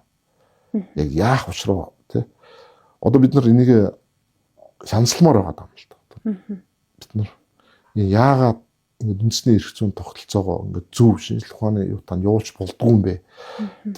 Одоо хуучин байсан юм аа сайжруулах битгий хэл эргээд бүр ингээд сүйтгээ хийсэн. Тэгээ энэ эргээд ингээд практик дээр яах нь. Ингээд бус хөгжих одоо бус зохицуултанд одоо саад болоод ойлгомжгүй байдал бий болоод энэ их олон салбарын юм чинь нэг хуулиар зохицуулах боломжгүй байхгүй. Ер нь бол боломжгүй. Одоо жишээлхэд энэ барилгын тухай хууль, энэ салбарын хуулиуд ялангуяа. Эдгээр чинь юунд зориулагддаг вэ гэхээр одоо барилгын тухай хууль бол тэр барилгыг л яах нь. Баригчтай стандарт хангасан барилга л яах нь. Бий болох. Энэ хуулийн зохицуулалт. Тэгээд тэр иргэд яах нь. Тэрийг ингээ барилгаа юу яагаад тэгээд энэ дээр төр яах нь. Тэр мэржлийн хяналт яах нь. Зөвлөгөөгөө өгөөд төрийн оролцоо болт. Тэгээд тэрний төлөө явах хэрэгтэй байхгүй. Гэтэл манад яадаг вэ гэхээр ерөөсөө энэ зөрчлийн тухай борхоор шүүх цагдаа бол энд барилгын тухай патлиг байхгүй. Эдгээр бүр сүлд аргаа басан тохиолдол яах нь. Оролцох хэрэгтэй байхгүй. Одоо бид нар салбарын хууль хийх гэхээр яах нь. Тэнд борхоор шүүх гэл те тэр энэ одоо ялан тэлэн тэр зориулагдсан яах нь. Одоо тэгээ бид нар сүлд уг нь бол энэ мэржлийн хяналт зориулагдсан үйл байхгүй. Мэржлийн хяналт одоо яаж энэ боловсролын салбараа хөгжүүлэх үү, яаж барилгын салбараа хөгжүүлэх үү гэдэг те яаж хэрүүл маргаан гарахгүй, цагдаа шүүх рүү очихгүйгээр яах нь. Тэр боломжийг хангаж өгөх хэрэгтэй байхгүй. Гэтэл одоо бид нар энэ дээр одоо цагдаа шүүх борхоор оролцох хэрэгтэй заавал яах нь. Юу яах хэрэгтэй вэ? Энэ салбарын хуулиуд руу оролцох хэрэгтэй гэл. Тэгэл энэтэй ингэ шүмлээ яхаар бас хүндрэлтэй асуудал гардаг л да. Нөгөө танхаа асуудлууд нэг номер тавьчихдаг байхгүй. Одоо авт замын зөрчил тэр танхаа юу зөрчил энэ төр гэл тэн чи одоо хэдэн сая юу хэдэн мянган зөрчил илрүүлэлтээр юу яалаа гээл тэр чинь арай өөр л дөө тэр танхаа тий хэвж үнийн зөрчил гаргаж байгаа хүмүүсийг энэ бүтээн байгуулалт хийж байгаа хүмүүстэй салбарын юутай холих хэрэггүй байхгүй. Тэгэхээр эднэрээ яах нь ийм учраас зөрчлийн үйл хэрэгтэй гингүүтээ энэ салбарын юмнуудаа яах нь хөлдөөж ирээд тэгээ энэ бас бид нар нэг үнэт зүйл эрх ашиг гэдэг юм уу бас бид нар дистралууч сурмаар юм шиг байна. Ер нь бол одоо бадуу социализмын үед бол прокурорын хяналт энэ төр бол өвчтэй байсан л да. Ич яагаад гэвэл те бүх юмд оролцдог те. Тийм одоо хяналт шалгалт хийгээл мал төлөхөд хүртэл прокурорууд яах нь очиж яах нь шалгадаг. Тэгэл ердөөс бүх юмыг л одоо тэг зохицуулдаг байсан юм шиг байсан л да. Тэгээд тэрнээсээ салах хэрэгтэй байна. Гэтэл одоо бүгдээрээ тийм хүл хийнгээл одоо яриа л те. Тэгэл нөгөө салбараараа хөгжих болцоог нь яах нь эвдээ хийцэн. Одоо бид нар энийг тэр энэ эдсэн үйлүүдээ босгож ирж яах нь тэр салбарууд нь яах нь босгох гэдэг шин. Тэгэхээр бид нар суур юм одоо энэ эдсэн юм яаж босгох вэ? Тэгжээж яах нь. Ярихгүй бол бид нар ингээ яриад л байдаг салбараар ичмээр гэдэг тэд нэг нөхөр нэг зөвшөөрлөө үйлчсэн муу зөвшөөрлөө үлгээд нөгөө юмнуудыг бүгдийг тасалж аваад ийшээ дайраад байдаг те. Тэгэхээр энэ яг шинжлэх ухааны үндэслэлтэйгээр энийг яах вэ? Үндэсний эрх зүйн тогтолцоогоо яах нь. Шинжлэх ухааны үндэслэлтэйгээр ингээд бүрдүүлээч. Бүрдүүлэх хэрэгтэй байна. Тэгээд өнөөдөр бол ингээд төлөвлөлт маань яах нь. Өөрөөсөө ерөнхий хуулийн хэмжээндээ байна. Салбарын хууль руугаа орч яах нь. Хийгдээгүй. Өөрөөсөө амьдрал хэрэгжихгүй. Салбарын хуулиараа орё гэхээр яах нь. Тэрийг эдээ хийсэн байна. Тэгэхээр одоо энд Монголын эрх зүйн тогтолцоонд шинжлэх ухаанч байдлаар хандчихъя гэж хүсмээр байна. Уг яриад ах юм хэлээл гэдэг тэгэл өдсөн болохгүй л доо. Тийм одгөрлөгчийн хэлсэн саналтай би 100% санал нэмнэ. Ялангуяа тэр ерөнхий суурь зохицуулт бол байна тийм ээ. Ерөнхий хууль захиргааны ерөнхий. Одоо тэрийг салбарын хуулиудад наривчсан байдлаар оруулж өгөх. Энэ бол хууль тогтоогч нарын хийх ёстой хамгийн чухал асуудал гэхгүй тэр салбарынхаа яам тамга газрын тэ салбарын мэргэжилтнүүдийнхээ үгийг маш сайн сонсоод тэрийг хийж өгөх ёстой. Айгу практик дээр бол нэг унаж босоод гэдэг шиг төслүүд бол тэ ингээд явуулчлаа зөндөө. За одоо энэ дүүжин тээвэргээр би тэрийг их цаг сүлээс сайн бодох байхгүй дүүжин тээвэр явуулна гэдэг тэ. Одоо яармгаас нэгдүгээр хороолох юм уу та миний ойлгосноор. За тэгэл туулын хурдны зам гэж яриад байгаа. Ингээд миний ойлгосноор ингээд хотын төвд орохгүйгээр хотоос гарах гэж байгаа хүмүүс л одоо шууд тэргээр дахиад явах юм шиг байна. Тэгэхээр би ерөөс тэн дээр нарийн мэдээлэл ерөөсөө байхгүй байгаа байхгүй юу. Тэгэхээр чи хүмүүс ойлгохгүй. Энэ одоо яг яах гэдэг юу их гэдэг юм болоо ойлгохгүй. Тэгээ би ойлгохгүй нийт чинь одоо тэнд нөлөөлөлт нөртөж байгаа тий нэрх ашиг нь хөндөгж байгаа иргэд одоо яаж хүлээж авч байгаа юу ойлгож байгаа болохыг гайхаад идэх байхгүй би. Тэгэхээр энэ бүгдийг яахын тулд одоо жишээ нь яг тэр юг зохицуултуудыг маш сайн болгох хэвээр ойлгомжтой болгох хэвээр тодорхой болгох хэвээр жишээ нь захиргааны байгууллага дүрэн биелсэн юу хийх хэвээр тодорхой болгох хэвээр тэр гэрээний загвар магваруудыг бүгднгийн маш сайн загварыг жишг загвар боловсруулаад тодорхой болгох хэвээр тэр дис дарааллуудыг те барих асуудал тэрийг бүр ягштал барих ёстой ч гэдэг юм те ийм бид нар нөгөө нэг одоо бүр зайшгүй ингэх ёстой тэгэх ёстой гэдэг тэр бас ухамсар соёлд бол манай захиргааны байгууллага шилжих шаардлагатай байна гэж би бол хараад байна. Одоо тэр тэнд нь салбар нь хөгжих нь тэр мэргэжлийн байгууллага иргэдээ нөгөө наривчилж оруулж өгөхгүй болохоор хэрэглэхгүй юм тий. Хот байгуулалт гэхэд одоо хот байгуулалтын үйл дээр яг төлөвлөлтийг яг ингэж хийнгээд захиргааны ерөнхий хуулиар нөгөө суурь зохицуулттайгаа нийцүүлээд илүү нарийн болгоод салбарын онцлогийг аргалзаад тусгах хэвээр хатал тэгж одоо нэг зам тавиалаа гэх одоо энийг яах нь одоо зураг төслийн хийх юм. Энэ төслийг хэн танилцуулах юм? Тэгээд энэ төсөл хуультай зөрчилдөх ч юм уу те. Одоо эрчим хүчний хуультай зөрчилдөх юм бол эрчим хүчнийхэнтэй яаж те энэ хуулийн зөрчлийг арилгах юм? Иргэн доржийн газар эзэмших эрхийг хөндөх юм бол яах нь вэ? Иргэн доржийн энэ те хөндөгдсөн эрх ашигыг яаж те хэвэн болгох юм? Энэ эд чинь зайшгүй хийх гэсэн ажил учраас яах нь вэ? Энийг одоо зохион байгуулах хэн зохион байгуулах? Одоо жишээлбэл танилцуулга ажиллагааг яаж хийд? Ямар дараалалаар явд? Тэр иргэн доржийн эрх ашиг хөндөгж байгаа бол энийг яаж арилгах юм? Эхлээд төслөө танилцуулъя, ухуулъя. энэ ус орны төлөө, энэ иргэдийн төлөө гэдэг те сайн дураар хайшуулна шүү дээ. Дараа нь төсөлтөө өөрчлөлт оруулъя. Бүр болохгүй бол нөхөх бол болгоё энэ төр гээл те. Тэр бүх арга хэмжээг ямар хэлбэрээр авч явах вэ энэ төр гээл те. Тэр юмнуудаа яах нь цэгцтэй болгоод тэр албан бичгийн маягт мэддэх маягт те тэр процедурыг журмалсан журмаа яах нь тодорхой болгочих хэрэгтэй л байгаа юм шиг. Энийг л хүсэж байгаа. Тодорхой болоод зангидаад яах нь нэг шийдвэр гаргах тийм юм л байгаад байна л. Тэгээд эргээ харахаар чинь яг суурь нь буруу болцсон болохоор яах нь. Одоо хуулийн салбарын суурь нь хуулийн бүтцэнтэй одоо хөгжлийн чих хандлага нь яах нь буруу байгаад ахаар фундамент нь буруу байгаад ахаар яах нь. Одоо ингээд энэ дээр нэг ийм зохицуултууд хийчихье гэдэг санаа л байна. Тэр сууж өгөхгүй байгаа. Тэр сууж өгөхгүй байгаа. Тэгээд ийм бэрхшээл байна л да. Хамгийн эцэст нь бол энэ шүүхээр шийдвэрлэгдэж байгаа бас кейсүүд дээр их сайн дүр шинжилгээ хийдэг байгаасаа гэж бодоод байгаа сүүлийн үед. Манай шүүхээр бол бас энэ төлөвлөлтөй холбоотой кейсүүд эхлээд бол нэг байдаггүйсэн. Одоо сүүлийн үед бол их гарч ирж байгаа. Их шийдэж байгаа. Тэгэхээр тэр кейсүүд дээр энэ манай захиргааны байгууллагууд холбогдох байгууллагууд тэ дүн шинжилгээ их сайн хийх хэрэгтэй байна. Тэгэх юм бол тэндээс бас энэ дээр ийм асуудал үүсэж байгаа юм биш үү практик дээр тэ гэдгийг ингэж олж харах юм боломжтой байдаг. Тийм юм хэлмээр. Тэгээ ер нь бол хийх ажил амар их байна л гэж хэлэх гээд би бол. Энэ дээр нэг жишээ тав сайхан харсан баг. Энэ гамтан дээр одоо тийм нэг төсөл хэрэгжих гээд байгаа юм шиг. Манай нийслэлийн засаг дарга Нэмбатар засаг дарга Чо хамт дээр оччихсан. Хоёлаа яриа Чо хамбын хашаанд орцсон. Чо би газар чөлөөлөхгүй манай ээжийн газар гээд Нэмбатар засаг дарга болохоор бидний нэг төсөл хэрэгжүүлэх гээд байгаа. Гой болгоно л юм яриад байгаа байхгүй. Гой болгоно юм яриад байгаа. Тэгэхээр ийм байдлаар хэрэгжиж шүү дээ. За нийслэлийн засаг дарга тэр олон айлаар орохгүй.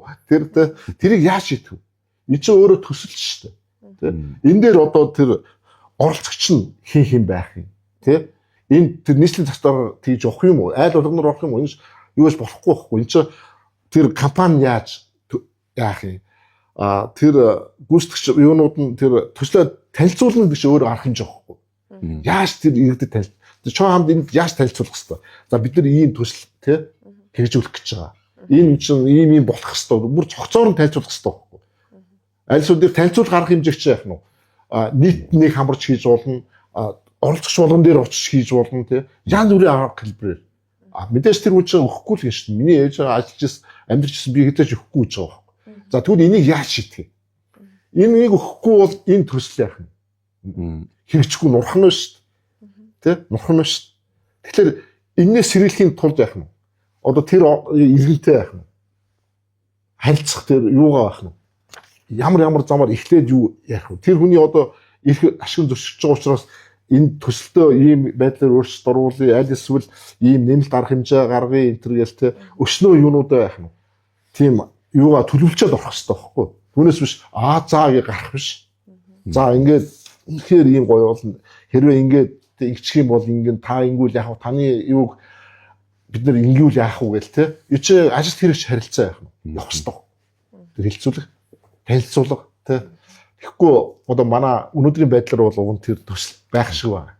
Тэгээ застаар орчихсон нэг бууз уучсан уу яасан уу нэг ямар ч тэр танилцуулах арга хэмжээ яваад ах шиг байгаа. Нөгөө чинь хамт болохоор би яах нь өгөхгүй гэдэг. Тэгэл тийм гитлийн чи өөрөө цаанаа те. Тэгээ нарийн зохицуулт зайлшгүй тийм юу хэрэгтэй шүү дээ. Тэр төсөл хэрэгжүүлэхийн тулд тэр чинь мэржлийн үүднээс хандах хэрэгтэй. Яаж тэр хүний заа гэж хэлүүлэх вэ те. Тэр хүн зөвшөөрөхгүй бол тэгээ шүүхийн маргаа үүссэн шүү дээ. Тэр төсөл байхгүй болно шүү дээ. Тэгэхгүй тэгээд тэр ганц нэг айлаар ороо яваад иж амчихгүй шүү дээ. Тэр олон зуун айлаар те. Тэгэхээр шин тэр болгоныг яах нь бүгднтэй тэр танилцуулах ажиллагааг яах нь хийх аргачлал яах нь байх хэрэгтэй босруулж. Тэгэхээр бид нэр одоо засаг дарга хам хоёрын тийм хоорондын цай уугаа ярьж байгаа байдлаар л өнөөдрийн төсөл яах нь явж шүү дээ.